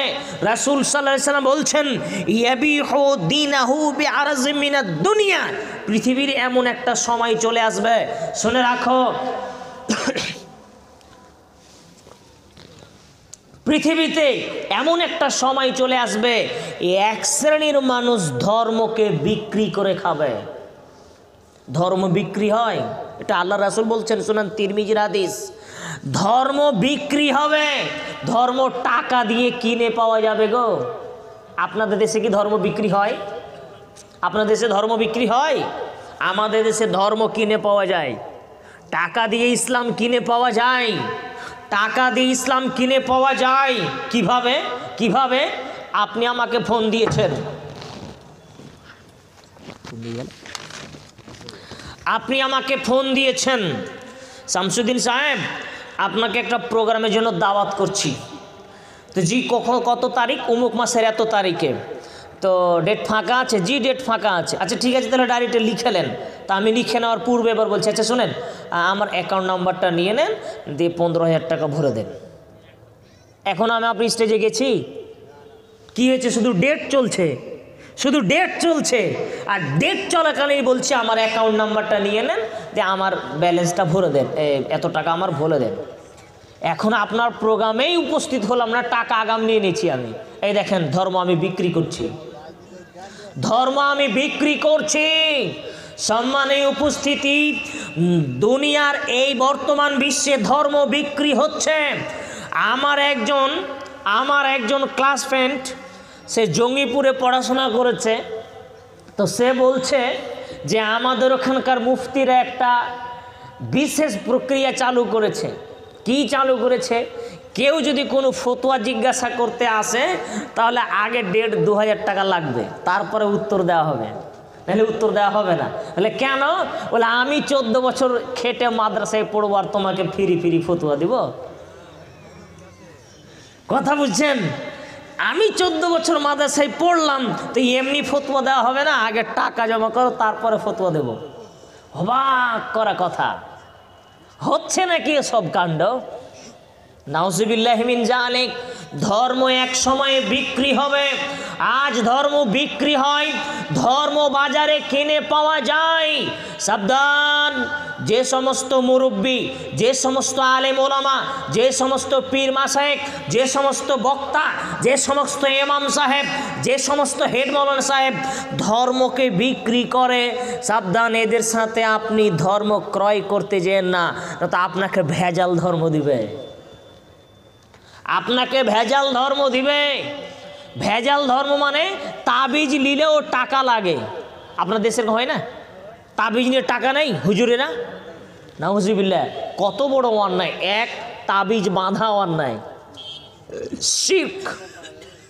তাবিজ শিরকের একটু আলোচনা ছিল, শিরকের আলোচনা হয়েছে। শিরকের আমির হামজা সাহেবের ছিল না শিরক ও বিদআত? হ্যাঁ, আচ্ছা বলেন তো শিরক কোনগুলো আপনারা জানেন? শিরকের আলোচনা হয়নি তো বলেননি কোনগুলো শিরক? আমি দেখাবো দু একটা, হাতে গনি দিচ্ছি, টাইম খুবই কম, খুব সংক্ষিপ্ত সময় দেখাচ্ছি। দেখেন, এক, হাতে পায়ে গলায় যেখানেই শরীরের কোনো অঙ্গে কোনো কিছু বাঁধেন, শিরক। যদি আপনি তাবিজ ব্যবহার করেন তাহলে আপনি শিরক করলেন। যদি আপনি অষ্টধাতুর আংটি ব্যবহার করেন তাহলে আপনি শিরক করছেন। যদি হাতে বালা পড়ে থাকেন তাহলে আপনি শিরক করছেন। যদি রাবারের বালা পড়ে থাকেন তাহলে আপনি শিরক করছেন। যদি ধাগা বাঁধেন, ধাগা বুঝেন, কালো সুতা লাল সুতা যে বাঁধে না, যদি আপনি বেঁধে রাখেন তাহলে আপনি শিরক করছেন। কড়ি যদি বাঁধেন তাহলে আপনি শিরক করছেন। হাত চালিয়ে ভাগ্য পরীক্ষা করলে শিরক হয়, হাত চালিয়ে ভাগ্য পরীক্ষা করলে শিরক হয়। কোরআনের আয়াত বা হাদিসের দুয়া ব্যতীত অন্য কিছু দিয়ে ঝাড়ফুঁক করলে শিরক হয়। তাল পাতাতে আয়াত লিখে নিলে শিরক হয়। কোনো কাগজে কোরআনের আয়াত আয়াতুল কুরসি লিখে তাবিজে বেঁধে নিলে ডবল অন্যায় হবে। কিভাবে? এক, তাবিজ বাঁধলেন, ওটা তো শিরক। এবার তাবিজের ভিতরে আছে কোরআনের আয়াত, তাবিজের ভিতরে আছে কোরআনের আয়াত, আর ওই আয়াত আপনার বাহুতে বাঁধা আছে। এখন ওই কোরআনের আয়াত নিয়ে আপনি পেশাবখানায় পায়খানায় যাচ্ছেন, স্ত্রী মিলন করতে যাচ্ছেন। কোরআন এসেছে ওই জন্য, কোরআন ওই জন্য এসেছে পৃথিবীতে, তো মানুষ করে না। মানুষের হুঁশ জ্ঞান কোথায় কমতে কমতে হারিয়েছে, হুজুর সাহেবেরও খেয়াল নেই নিজের পেট চর্চা করতে করতে কিভাবে কোরআনকে অপমান করছে। জি, এই সমস্ত ব্যবস্থার কোনো ইসলামের সুযোগ নেই, সবগুলোই টোটালি শিরক। ধাগাতে সূরা রহমান পড়ে ফু দিয়ে বাচ্চার কোমরে বাঁধলে শিরক হবে। জোড়া কলা, যমজ কলা খেতে হয় না, এক শ্রেণীর মহিলারা বলে, এক শ্রেণীর মহিলারা বলে যমজ কলা খেলে নাকি যমজ বাচ্চা হয়। শুনেছেন? এই ধারণা করলেই শিরক হবে। ও অপবিত্র অবস্থায় মাটিতে হাঁটা যায় না, এই ধারণা করলেই শিরক হবে।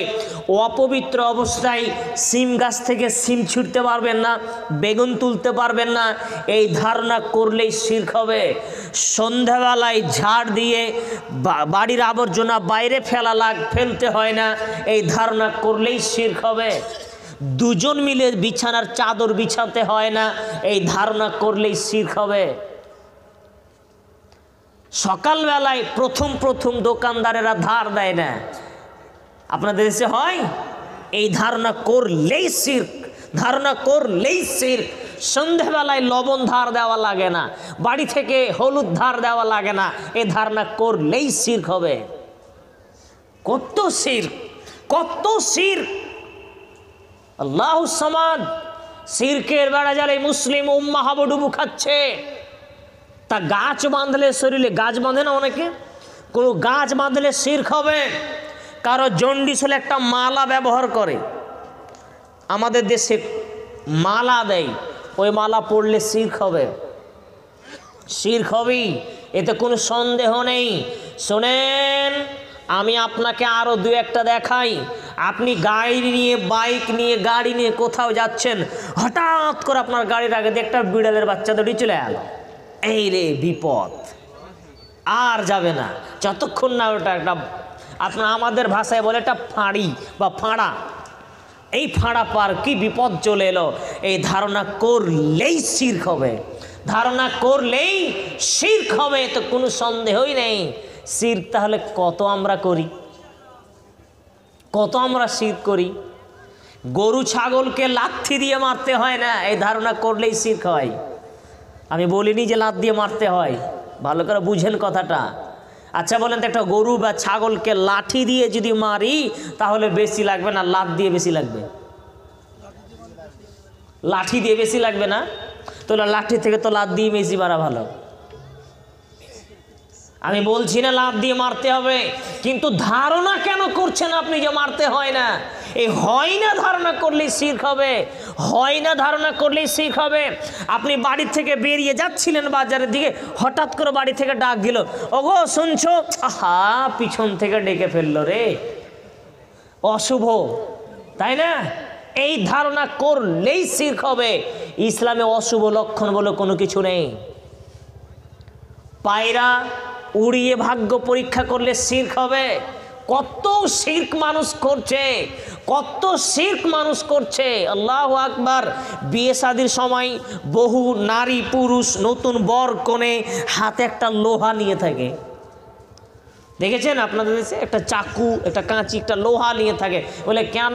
বলে হলুদ টলুদ মেখে আছে তো নজর লেগে যাবে।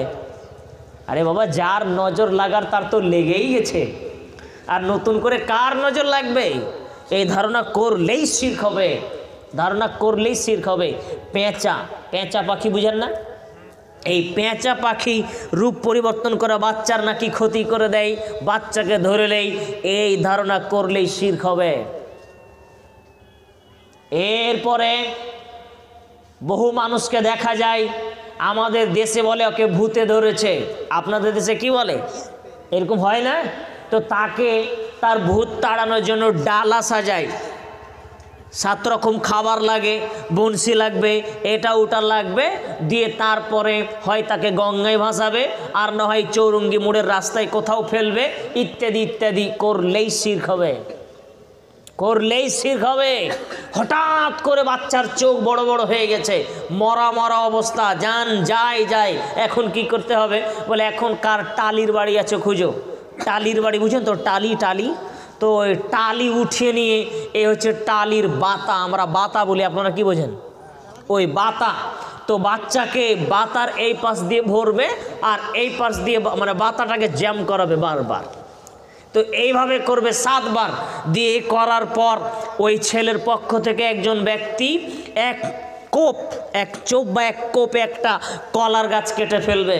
যদি কাটতে না পারে তাহলে বাচ্চা মরবে, না হয় ওর পক্ষ থেকে কেউ মারা যাবে। এই ধারণা করলেই শিরক হবে। এগুলো কারা করে? এগুলো মুসলমানেরা করে না, করে না। আল্লাহ তাআলা বলছেন সূরা ইউসুফ সূরা নম্বর 12 আয়াত নম্বর 106, ওয়ামা ইউমিনু আকসারুহুম বিল্লাহ ইল্লা হুম মুশরিকুন। তোমরা যারা ঈমান এনেছো, অধিকাংশ মানুষ ঈমান আনা সত্ত্বেও মুশরিক। তোমরা যারা ঈমান এনেছো, ঈমান আনা সত্ত্বেও মুশরিক। ঈমান আনলে মানুষ কি হয়? ঈমান আনলে মানুষ কি হয় আপনারা বলেন? ইমানদার হয় না, মমিন হয় না। তো আল্লাহ বলছেন ঈমান আনার পরে বেশিরভাগ মানুষ মুশরিক। এবার দেখেন তো, এই যে কাজগুলো আমি বললাম, এই কাজগুলো কারা করে? নামাজিরা করে না, হুজুররা এই কাজগুলো করে না, তাবিজ দেয় না। রাসূল সাল্লাল্লাহু আলাইহি ওয়াসাল্লাম বলেন, মান তাআল্লাকা তামিমা ফাকাদ আশরাকা। কেউ যদি তাবিজ মাদুলি কিছু ব্যবহার করলো তাহলে সে শিরক করলো। তাহলে যে তাবিজ দেয়, যে তাবিজ নেই, দুজনেই মুশরিক। যে ব্যক্তি তাবিজ দিল আর যে ব্যক্তি তাবিজ নিল, দুজনেই মুশরিক। আল্লাহ তাআলা বলছেন, তোমাদের মধ্যে যারা ঈমান এনেছে, অধিকাংশ মানুষ ঈমান আনা সত্ত্বেও মুশরিক। অধিকাংশ মানুষ ঈমান আনা সত্ত্বেও মুশরিক। যতগুলো শিরকের সিরিয়াল দিলাম, এই ধারণা যারা করে এরা সবাই মুশরিক, এরা সবাই মুশরিক, এতে কোনো সন্দেহ নেই। রাসূল সাল্লাল্লাহু আলাইহি ওয়াসাল্লাম বলেন, মান তারাকা সালাতা মুতাআম্মিদান ফাকাদ আশরাকা। কেউ যদি ইচ্ছাকৃতভাবে 5 ওয়াক্তের সালাত পরিত্যাগ করে তাহলে সে শিরক করলো। কেউ যদি ইচ্ছাকৃতভাবে 5 ওয়াক্তের সালাত ত্যাগ করে তাহলে সে শিরক করলো। কেউ যদি ইচ্ছাকৃতভাবে 5 ওয়াক্তের সালাত ত্যাগ করলো তাহলে সে শিরক করলো। যারা 5 ওয়াক্তের সালাত ইচ্ছাকৃত ত্যাগ করেছেন এরা কেউ মুসলিম নয়, এরা কেউ মুসলিম নয়, এরা সবাই মুশরিক। সাবধান, বক্তব্যকে এভাবে উল্টা ধরার চেষ্টা করবেন না। ক্ষমতাধর থাকতে হবে বক্তব্য উল্টানোর। আমি খুব শক্তভাবে কথা বলছি, শুনান, আপনি খুলে দেখতে পারেন। সিলসিলা হাদিসুস সাহিহা 2 নম্বর খণ্ডের 1ম হাদিসটা আপনি খুলুন।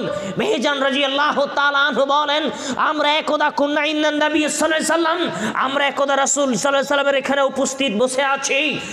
এমন সময় রাসূল সাল্লাল্লাহু আলাইহি সাল্লাম আমাদের সাথে কিছু কথা বলছিলেন, কোনো বক্তব্য দিচ্ছিলেন। ফাউজ্জানা বিসসালাহ, হঠাৎ করে সালাতের আজান হলো। ফাকামা ফাসাল্লা, সবাই দাঁড়ালো, অতঃপর সালাত আদায় করলো।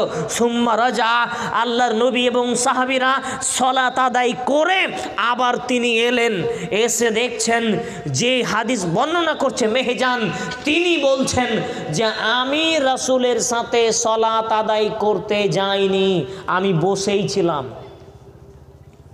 হাদিসটাকে বাড়ি নিয়ে যাবেন, সব বক্তব্য ভুলে গেলে এই হাদিসটাকে নিয়ে যাবেন। আমি ওখানে বসেই আছি, আল্লাহর নবী এসে দেখছেন মেহজান এখানে বসে আছে, নামাজ পড়তে যায়নি। তখন আল্লাহ রাসূল বলছেন, মেহজান মা মানাকান তুসাল্লিয়া মান নাস, তোমাকে মানুষের সাথে সালাত আদায় করতে কিসে বাধা দিল? তুমি আমাদের সাথে সালাত আদায় করলে না কেন? আলাস্তা বিরাজুলিন মুসলিম, তুমি কি মুসলিম ব্যক্তি নাও যে আমাদের সাথে সালাত আদায় করলে না? মেহজান আলাস্তা বিরাজুলিন মুসলিম, তুমি কি মুসলিম ব্যক্তি নাও, আমাদের সাথে সালাত আদায় করলে না? আবার বুঝেন তো কথাটা, তুমি কি মুসলিম ব্যক্তি নাও, আমাদের সাথে সালাত আদায় করলে না যে? আবার বুঝেন তো কথাটা ভালো করে, তুমি কি মুসলিম ব্যক্তি নও, এক, আমাদের সাথে সালাত আদায় করলে না। তার মানে তার মানে কি, মুসলিম যদি হয় তাহলে কি করতে হবে? কি করতে হবে বলেন? সালাত আদায়। আর যদি সে সালাত আদায় না করে তাহলে কোথায় যাবে? এর প্রমাণে আল্লাহ তাআলা বলছেন, আকিমুস সালাহ ওয়ালা তাকুনু মিনাল মুশরিকিন। সূরা তওবা সূরা রুম সূরা নম্বর 30 আয়াত নম্বর 31। আল্লাহ তাআলা বলছেন, তোমরা সালাত আদায় করো এবং মুশরিকদের অন্তর্ভুক্ত হইও না। বাক্যটা আবার বলি, তোমরা সালাত আদায় করো, এ হচ্ছে আদেশ। মুশরিকদের অন্তর্ভুক্ত হইও না, এ হচ্ছে নিষেধ। আদেশ সূচক বাক্যর পরপরই বলা হচ্ছে নিষেধ সূচক বাক্যটা। সালাত আদায় করো, মুশরিকদের অন্তর্ভুক্ত হইও না। সালাত আদায় করো, মুশরিকদের অন্তর্ভুক্ত হইও না। তাহলে যারা সালাত আদায় করে না তারা কাদের দলে? এই দলে পড়লো না? পড়লো কি না? এবার আপনি বলেন, যারা সালাত আদায় করে না তারা কারা? তারা মুসলিম না মুশরিক? এতে কোনো সন্দেহ আছে নাকি? সাবধান, নিজের বাড়ি গিয়ে ছেলে মেয়ে সবাইকে 5 ওয়াক্তের সালাত আদায় করবেন। আর যদি কারো হাতে এখন কারো শরীরে যদি তাবিজ মাদলি থাকে, ধাগা কিছু থাকে, ছিঁড়ে ফেলবেন, নাহলে সালাতও যাবে। সম্মানের উপস্থিতি, শিরকের ভয়াবহতা অনেক বেশি, খুব ভয়াবহতা। মহান আল্লাহ বলেন, ওয়ামাই ইউশরিকু বিল্লাহ ফাকাদ হারামাল্লাহু আলাইহিল জান্নাহ ওয়া মাওয়াহুন নার। কেউ যদি আমার সাথে শিরক করে তার জন্য আমি জান্নাত হারাম করে দিয়েছি। সূরা আল মাইদা 5 নম্বর সূরার 72 নম্বর আয়াত। আল্লাহ তাআলা বলেন, ওয়ামাই ইউশরিকু বিল্লাহ, কেউ যদি আল্লাহর সাথে শিরক করে তাহলে আমি তার জন্য জান্নাত হারাম করে দিয়েছি। ওয়া মাওয়াহুন নার, এবং তার জন্য থাকার জায়গা নির্ধারণ করেছি জাহান্নাম। সে জাহান্নামে যাবেই। যে শিরক করলো সে জাহান্নামে যাবে। যে ব্যক্তি শিরক করলো সে জাহান্নামে যাবে। অতএব শিরক থেকে নিজেকে বাঁচানোর চেষ্টা করুন। আমি আর কথা বেশি বাড়ানোর চেষ্টা করছি না। রাত আরো বাড়ি লোক আছে, ঠিক আছে, মহিলা প্যান্ডেল ফুল আছে, ঠিক আছে, এই একটু বাদলি বসুন, ভিড় বেশি, কঠিন সমস্যা। আমরাও তো বাড়ি যাব, দর্শক না থাকলে তো বলা খুব মুশকিল। হ্যাঁ, ফাঁকা মাঠে কি বক্তব্য দেওয়া যায়? জি হ্যাঁ। অতএব যে বক্তব্য আপনাকে আমি বললাম এতক্ষণ পর্যন্ত, আমি আশাবাদী যে বক্তব্য আপনি বাড়ি নিয়ে যাবেন। এবার বক্তব্যের সারমর্মটা বলে আমি সমাপ্ত করছি। প্রথমে আপনাকে বলেছি, দিন আপনি জানবেন জানা মানুষের নিকটে। তাহলে আজকের পর থেকে যার কাছে বক্তব্য শুনবেন, যাকে বক্তা হিসেবে ডাকবেন, যাকে আপনি হাদিস কোরআন শুনবেন, তাহলে তাকে আগে যাচাই করে নেবেন সে লোকটা সত্যি হাদিস কোরআন জানে কি না। এটা 1 নাম্বার বলেছি। 2 নাম্বার বলেছি যে আপনি বক্তব্য যখন শুনবেন কারো কাছ থেকে, তখন প্রমাণ সহকারে বক্তব্য শুনবেন। এমনিতেই যদি কোনো মানুষ বলেই গেল, খুব বলল, তো বক্তব্য বিকেল থেকে হলো, তো একটু আগে পরে জিজ্ঞাসা করলাম কি শুনলেন বলেন তো বলছে সেই তো এতক্ষণ থেকে কি বলছিল। এইরকম যেন বক্তব্য না হয়।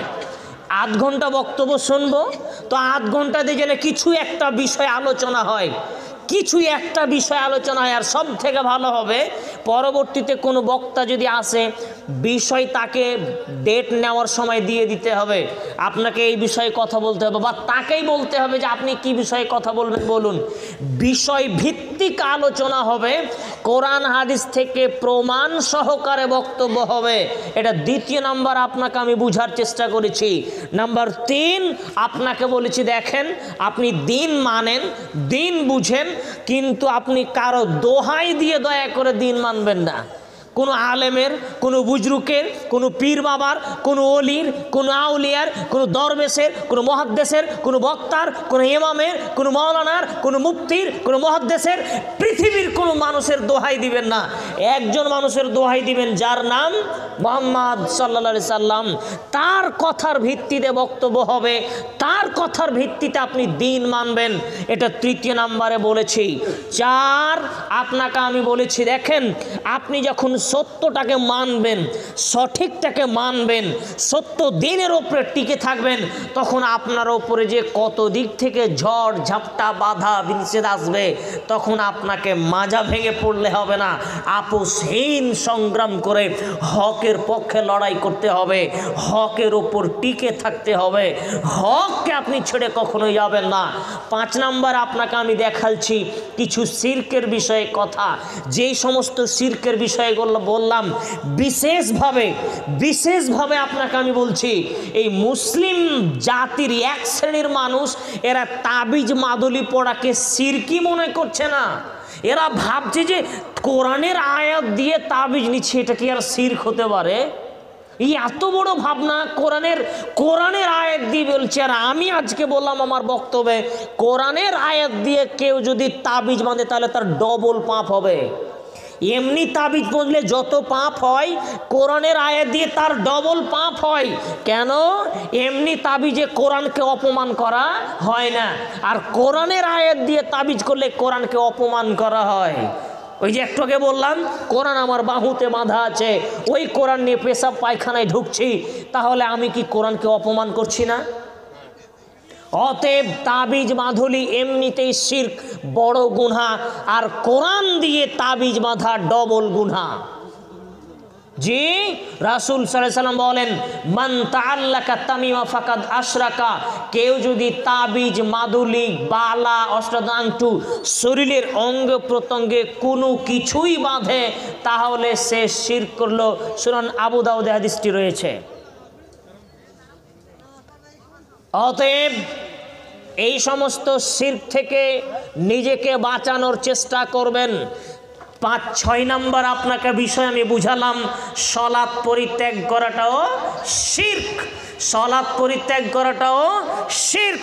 অতএব আজ থেকে এটা তওবা করে নেই। মাহফিলে পিছনের মহিলাগণ হয়তো বক্তব্য শুনছেন, তাদের কাছে বলছি, প্রিয় মা ও বোন, আপনাদের বিষয়ে আজকে তো বক্তব্যই হয়নি, হয়তোবা কোনো দিন যদি চলে আসি তাহলে কিছু বলার চেষ্টা করব আপনাদের সাথে। আমার 5 মিনিট বলতে বলছেন, একটু আগেই কথাটা বলিনি।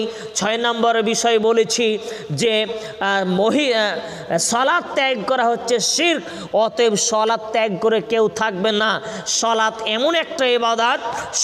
এমন একটা ইবাদত যার কর্মসূচি শুরু হয় 7 বছর থেকে।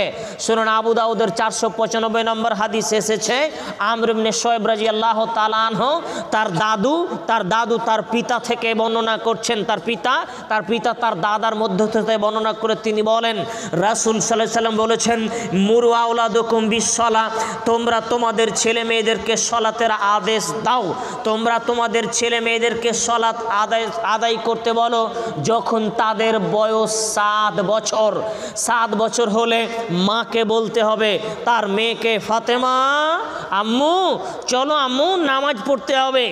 বাপ বলবে তার ছেলেকে, আব্বু চলো মসজিদে চলো সালাত আদায় করতে হবে। এটা বাপের কাজ। ছেলের মেয়ের বয়স যখন 7 বছর তখন থেকে এটা শুরু হবে। এরপরে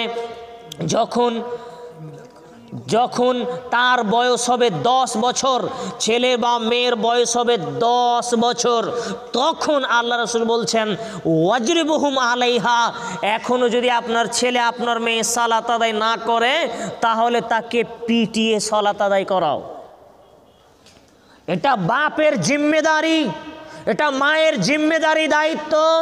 নিজ ছেলে মেয়ে যদি 10 বছর বয়স হয়ে যাওয়ার পরেও সালাত আদায় না করে তাহলে তাকে পিটিয়ে সালাত আদায় করাতে হবে, পিটিয়ে তাকে সালাত আদায় করতে বাধ্য করতে হবে।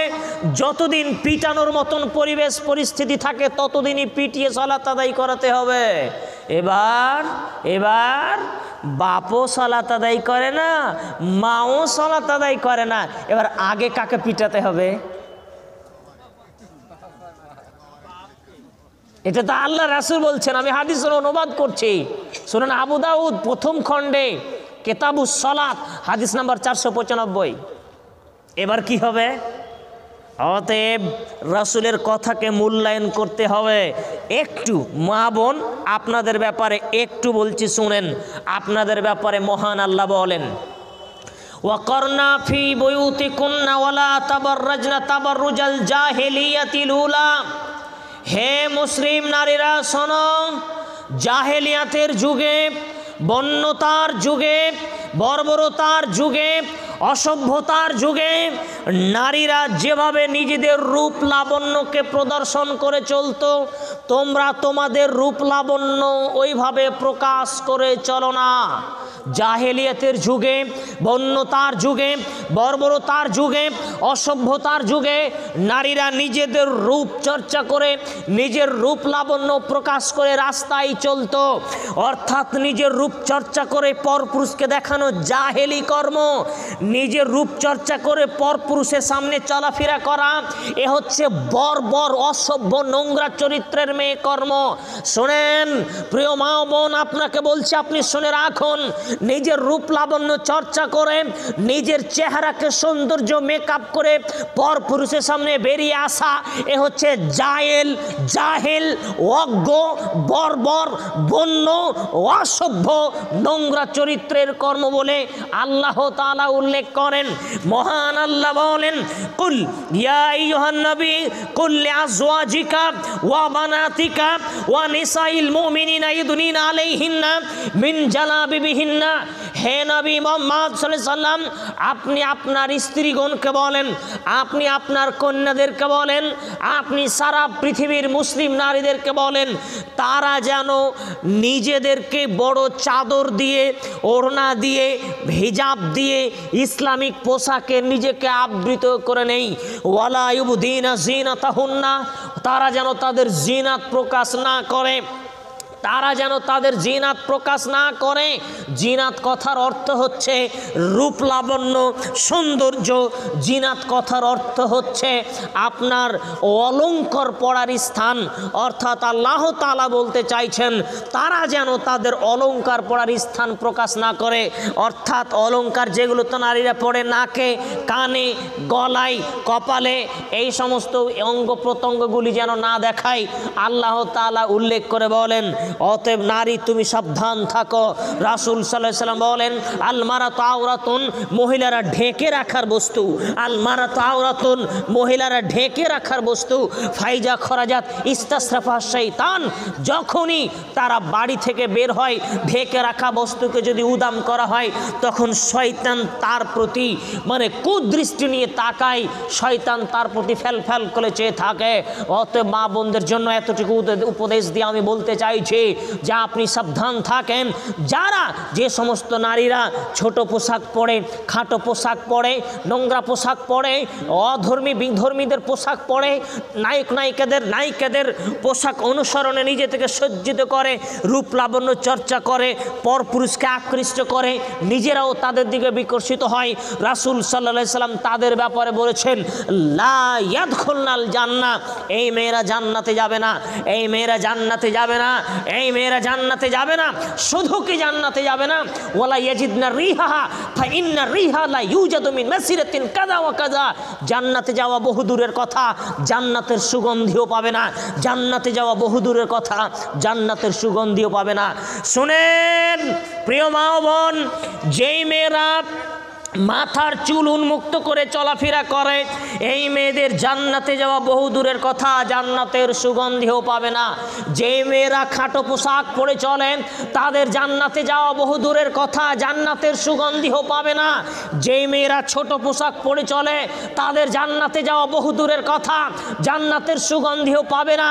যেই মেয়েরা পাতলা পোশাক পরে চলেন, তাদের জান্নাতে যাওয়া বহু দূরের কথা, জান্নাতের সুগন্ধিও পাবে না। যেই মেয়েরা বক্ষ গ্রীবা এইগুলোকে উন্মুক্ত করে পরপুরুষের বেশ ধারণ করে চলেন, তাদের জান্নাতে যাওয়া বহু দূরের কথা, জান্নাতের সুগন্ধিও পাবে না। এই দাইয়ুস মহিলা, এদের জন্য জান্নাতকে আল্লাহ তাআলা হারাম করে দিয়েছেন, এদের জন্য জান্নাতকে আল্লাহ হারাম করেছেন। আপনার জন্যও জান্নাত হারাম। শুনেন, আপনার জন্য জান্নাত হারাম যদি ওটা আপনার মেয়ে হয়। রাসূল সাল্লাল্লাহু আলাইহি ওয়াসাল্লাম বলছেন, সালাসাতুন কাদ হারামাল্লাহু আলাইহিমাল জান্নাহ, পৃথিবীর 3 শ্রেণীর মানুষের জন্য জান্নাত হারাম। পৃথিবীতে 3 শ্রেণীর মানুষ আছে যাদের জন্য জান্নাত হারাম। পৃথিবীর 3 শ্রেণীর মানুষের জন্য জান্নাত হারাম। পৃথিবীর 3 শ্রেণীর মানুষের জন্য জান্নাত হারাম। পৃথিবীর 3 শ্রেণীর মানুষ জাহান্নামে যাবেই যাবে। পৃথিবীর 3 শ্রেণীর মানুষ জাহান্নামে যাবেই যাবে। পৃথিবীর 3 শ্রেণীর মানুষকে জাহান্নাম থেকে কোনো মায়ের লাল ঠেকাতে পারবে না। পৃথিবীর কোনো মানুষ তাদেরকে জান্নাতে নিয়ে যেতে পারবে না, ও জাহান্নামে যাবেই যাবে। এক, মুদমিনুল খামর, যারা নিয়মিত বিড়ি, গুল, গুটকা, সাফারি, পাঞ্জা, নেশাদার দ্রব্য খায়, পান করে, এরা জাহান্নামে যাবেই যাবে। 2, ওয়াল্লাহ করলে ওয়ালিদাইহি, পিতামাতার অবাধ্য ছেলে মেয়ে জাহান্নামে যাবেই যাবে। 3, ওয়ারাজুলাতুম মিনান নিসায়ে, পুরুষের বেশ ধারণকারী নারী যারা, তারা জাহান্নামে যাবেই যাবে। অফিরায়াতিন, আর একটা বর্ণনা এসেছে, দাইয়ুস, কাপুরুষ লোক কোনোদিন জান্নাতে যাবে না। কাপুরুষ লোক কোনোদিন জান্নাতে যাবে না। কাপুরুষকে আল্লাযী ইউকিরু ফি আহলিল খাবাসা, যেই লোকের বাড়িতে বেহায়াপনা, নির্লজ্জতা, বেলিল্লাপনা, অশ্লীলতা প্রবেশ করে, কিন্তু সেই বাড়ির মালিক তা বাধা দেয় না। ওর মেয়ে চুস প্যান্ট পরে ঘুরে বেড়ায়, বাপকে খারাপ লাগে না। ওর মেয়ে বেপরদা হয়ে রাস্তায় হাঁটে, খারাপ লাগে না। মাথা বক্ষ উন্মুক্ত করে রাস্তায় চলে, খারাপ লাগে না। এই লোকটা হচ্ছে কাপুরুষ। এই লোকটার জন্য জান্নাত হারাম। এই আপনাকে বলছি, আপনি শুনেন, আপনার মেয়ে যদি এভাবে চলে, আপনি একটা কাপুরুষ, আপনার জন্য জান্নাত হারাম। আপনি একটা কাপুরুষ, আপনার জন্য জান্নাত হারাম। আপনি ভেবে নিয়েন না আপনার স্ত্রী, আপনার মেয়ে, আপনার বোন যেভাবে খুশি রাস্তায় চলবে আর আপনি তাহাজ্জুদ পড়ে জান্নাত পেয়ে যাবেন। ইসলাম অত সহজ নয়, আর তাকে গণ্ডির মধ্যে থাকতে হবে। ইসলাম একটা নির্দিষ্ট সীমানার মধ্যেই মানুষকে থাকতে বাধ্য। অতএব নিজেকে, ধর্মকে আপনি নিজের মতন করে মানার চেষ্টা করেন না। যেভাবে আল্লাহ মানতে বলে, যেভাবে রাসূল সাল্লাল্লাহু আলাইহি ওয়াসাল্লাম মানতে বলেন, সেইভাবে আপনি মেনে চলবেন। মনে করলেন হুজুরকে ডেকে নিলাম, বাড়িতে মিলাদ পড়িয়ে দিলাম, আর সব 14 গোষ্ঠীকে হুজুর সাহেব জান্নাতে ঠেলে বলে দিল। ধর্ম কি পাগল? ধর্ম কি পাগল? অত সহজ কথা নয়। অতএব সাবধান, নিজেকে পরিবর্তন করার চেষ্টা করতে হবে। পঞ্চম, মাটি দেওয়া কি, মাটি দেওয়ার আগে দেওয়া ওটা কি সঠিক ভুল? প্রশ্ন উত্তর আছে নাকি আপনাদের সবাই? প্রশ্ন উত্তর হলে তো ঝামেলা বেড়ে যাবে। সূরা তহর 55 নম্বর আয়াত, মাটি দেওয়ার আজাব ও দোয়াটি কি নাকি আয়াত কি? মাটি দেওয়ার আগে না পরে? মাটি দেওয়ার আগে বলা হয়, ওই মিনহা খলাকনাকুম, কোন হাদিসে আছে? এটা প্রথম কথা। পৃথিবীর কোনো সহি হাদিসে এই দোয়া বর্ণিত হয়নি, এটা কোরআনের আয়াত অবশ্যই। তবে দোয়া হিসাবে এটাকে যে বলা লাগবে, এখন পর্যন্ত আমাদের তদন্তে কোনো সহি হাদিস আমরা পাইনি।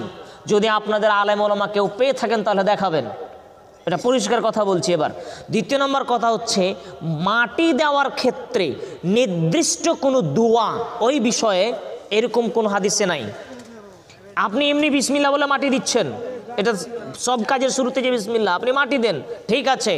মাটি দেওয়ার শেষে যে রাসূল সাল্লাল্লাহু আলাইহি ওয়াসাল্লাম বলেছেন, ইস্তাগফিরু লিআখিকুম, তোমরা তোমাদের ভাই যেন দোয়া বা ক্ষমা প্রার্থনা করো, ওই সময়খানে আপনি আপনার ভাষায় মৃত ব্যক্তির জন্য আপনি ক্ষমা প্রার্থনা চাইবেন।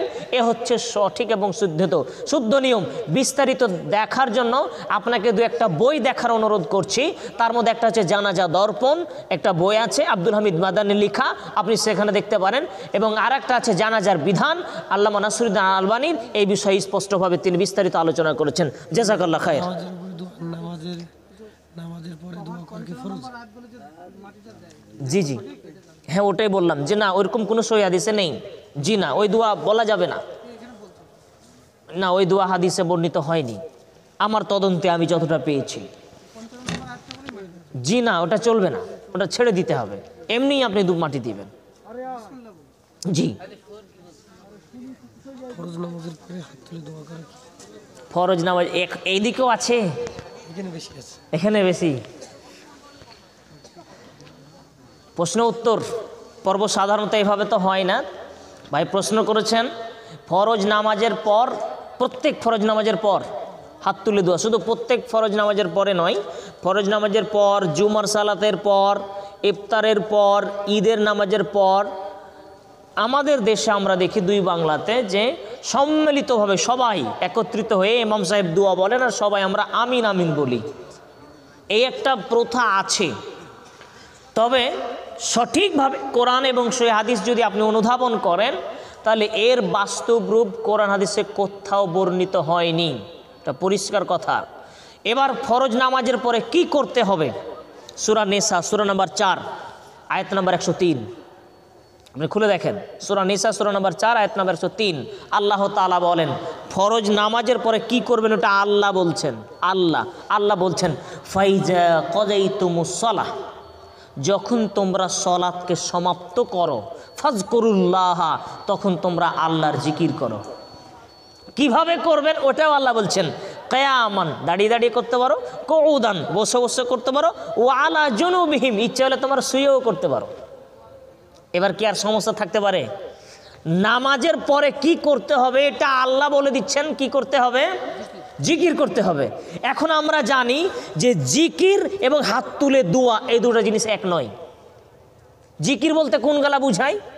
জিকির আজকাল বলে না, জিকির বলতে আমরা বলি সুবহানাল্লাহ, আলহামদুলিল্লাহ, এগুলো বলি না আমরা, ইত্যাদি জিকির, এই হচ্ছে জিকিরের রাস্তা, এইগুলো পড়ে। কিন্তু আমরা হাত তুলে যে দোয়াটা করে থাকি সম্মিলিতভাবে, এইটা তো জিকিরের রাস্তায় পড়ে না, এটাকে আমরা মোনাজাত বলি, তাই না? এটাকে আমরা মোনাজাত বলি, এই কথাটাও ভুল। মোনাজাত না যাই উনাজি মুনাজাতান, এই শব্দটার বাংলা অর্থ হচ্ছে চুপি চুপি কথা বলা, ফিস ফিস করে কথা বলা, আমরা কানাকানি করে কথা বলি না, এর বাংলা হচ্ছে মোনাজাত। আল্লাহর সাথে মোনাজাত হয়।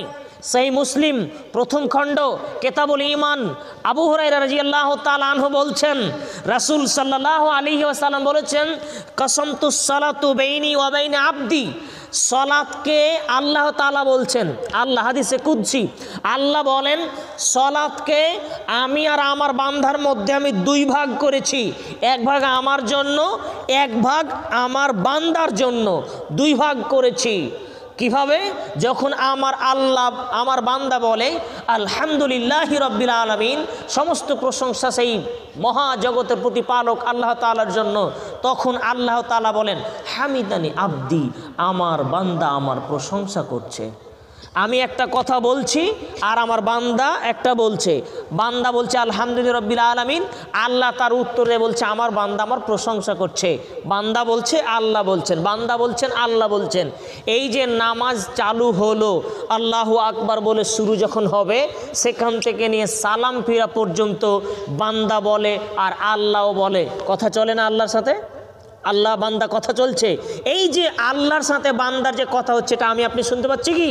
এটা চুপি চুপি কথা হচ্ছে তাদের মধ্যে, এইটাই হচ্ছে মোনাজাত। সেই বুখারী কিতাবুস সালাতে আপনি পেয়ে যাবেন রাসূল সাল্লাল্লাহু আলাইহি ওয়াসাল্লাম বলছেন যে ইন্না আহাদুকুম ইযা কামা ফিস সালাহ, যখন তোমাদের কোনো ব্যক্তি সলাতে দাঁড়ায় তখন সে যেন তার সামনে দিকে থুথু নিক্ষেপ না করে। কেন?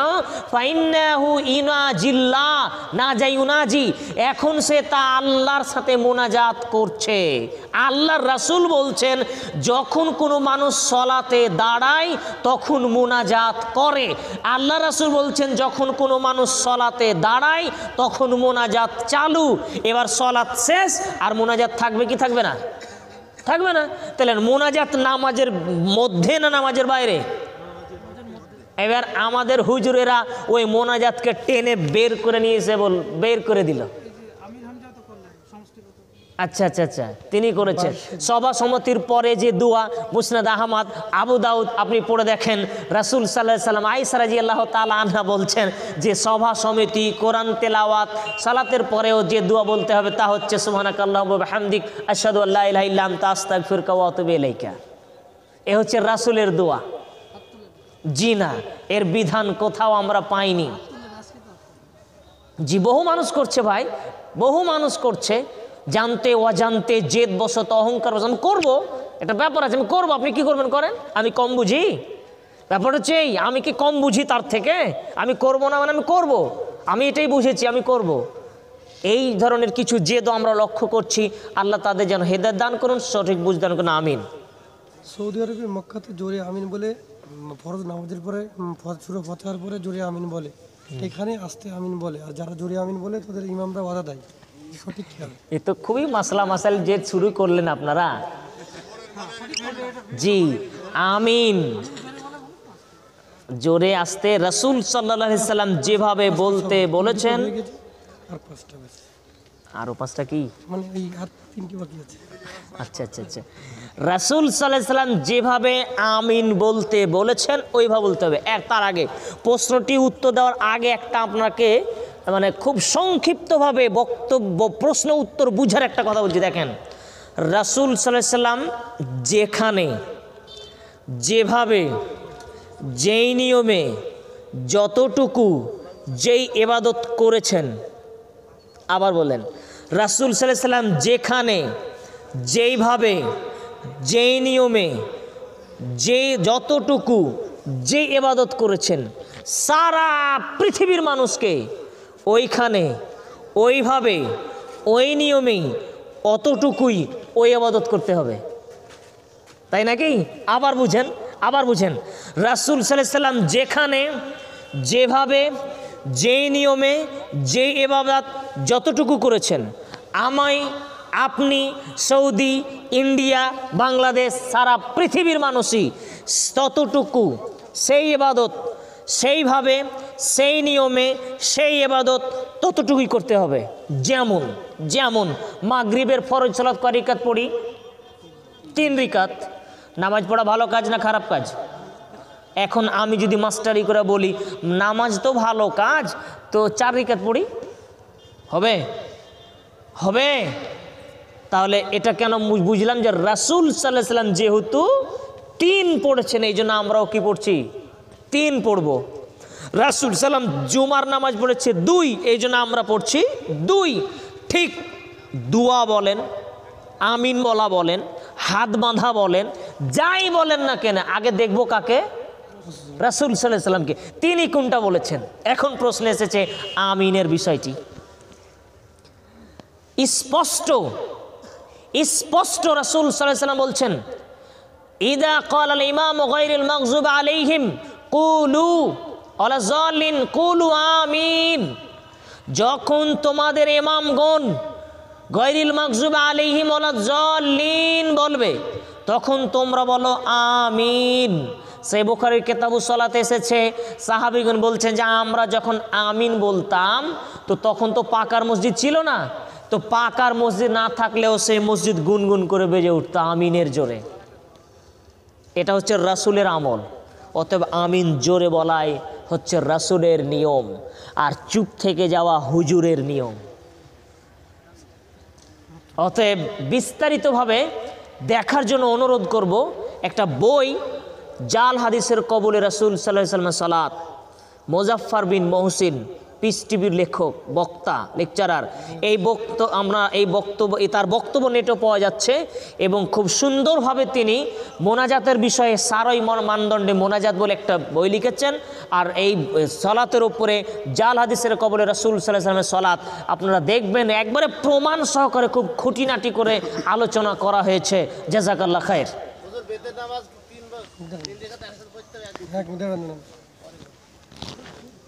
মানে 40-এ 4 মানে মৃত্যুবার্ষিক পালন করা, 40-এ আল্লাহুস সামাদ, 41-এ বা বছরে, এটা কি হবে সঠিক? 40-এ বছরে যে কোনো দিন মৃত্যুবার্ষিকী পালন করা। কলমাখানি 4। আচ্ছা, রাসূল সাল্লাল্লাহু আলাইহি ওয়াসাল্লামের মৃত্যুবার্ষিকী আমরা পালন করি গো? রাসূলের মৃত্যুবার্ষিকী পালন করার সুযোগ নেই, আমার বাপের ফের সুযোগ কি করে হয়ে গেল? কমন ব্যাপার, শিক্ষিত মানুষ খুব সহজে ধরে নেবেন, বিস্তারিত উত্তর দেওয়া নাই। আমার নবী সব থেকে বেশি উঁচুতে, তাহলে কোনো রাসূলের সাহাবীদেরই কোনো মৃত্যুবার্ষিকী পালন হয় না, তা আমার বাপকে? পরিষ্কার, এক কথাই শেষ করে দিলাম আমি।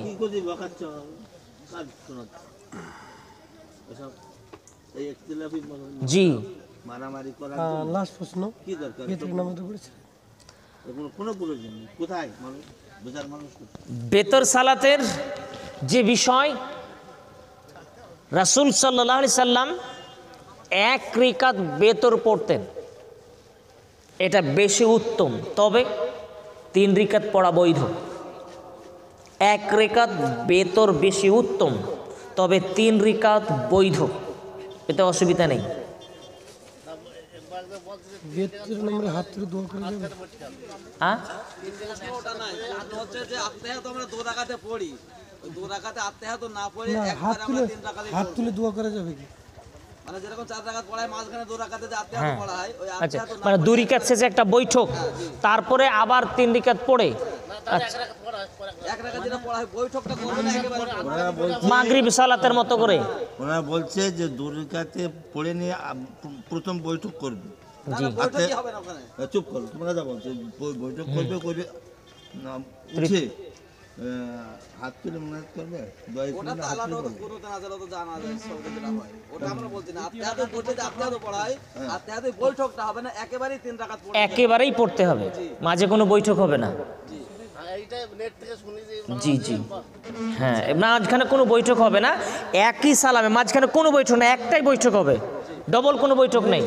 জি, জাযাকাল্লাহ খায়ের, আল্লাহ তাআলা জানেন। লাস্ট প্রশ্ন, আর কত প্রশ্ন বাড়াচ্ছেন? নামাজের মধ্যে দাঁড়ানোর সময় এক হাত করে ফাঁকা রাখে, এটা কি হবে?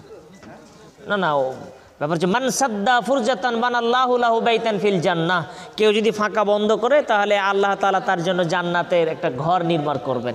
রাসূল সাল্লাল্লাহু আলাইহি ওয়াসাল্লাম প্রত্যেক সালাতে দাঁড়িয়ে বলতেন সৌ সুফাকুম, তোমরা পায়ে পা কাঁধে কাঁধ মিলিয়ে দেন। জাযাকাল্লাহ খায়ের, আল্লাহ তাআলা জানো। আমাদের এখানে কবরের উপরে মসজিদ করেছে, একটা মসজিদ। আচ্ছা, ওগুলা আপনারা পার্সোনাল এসে জিজ্ঞাসা করে নেন, ভালো হবে। জি।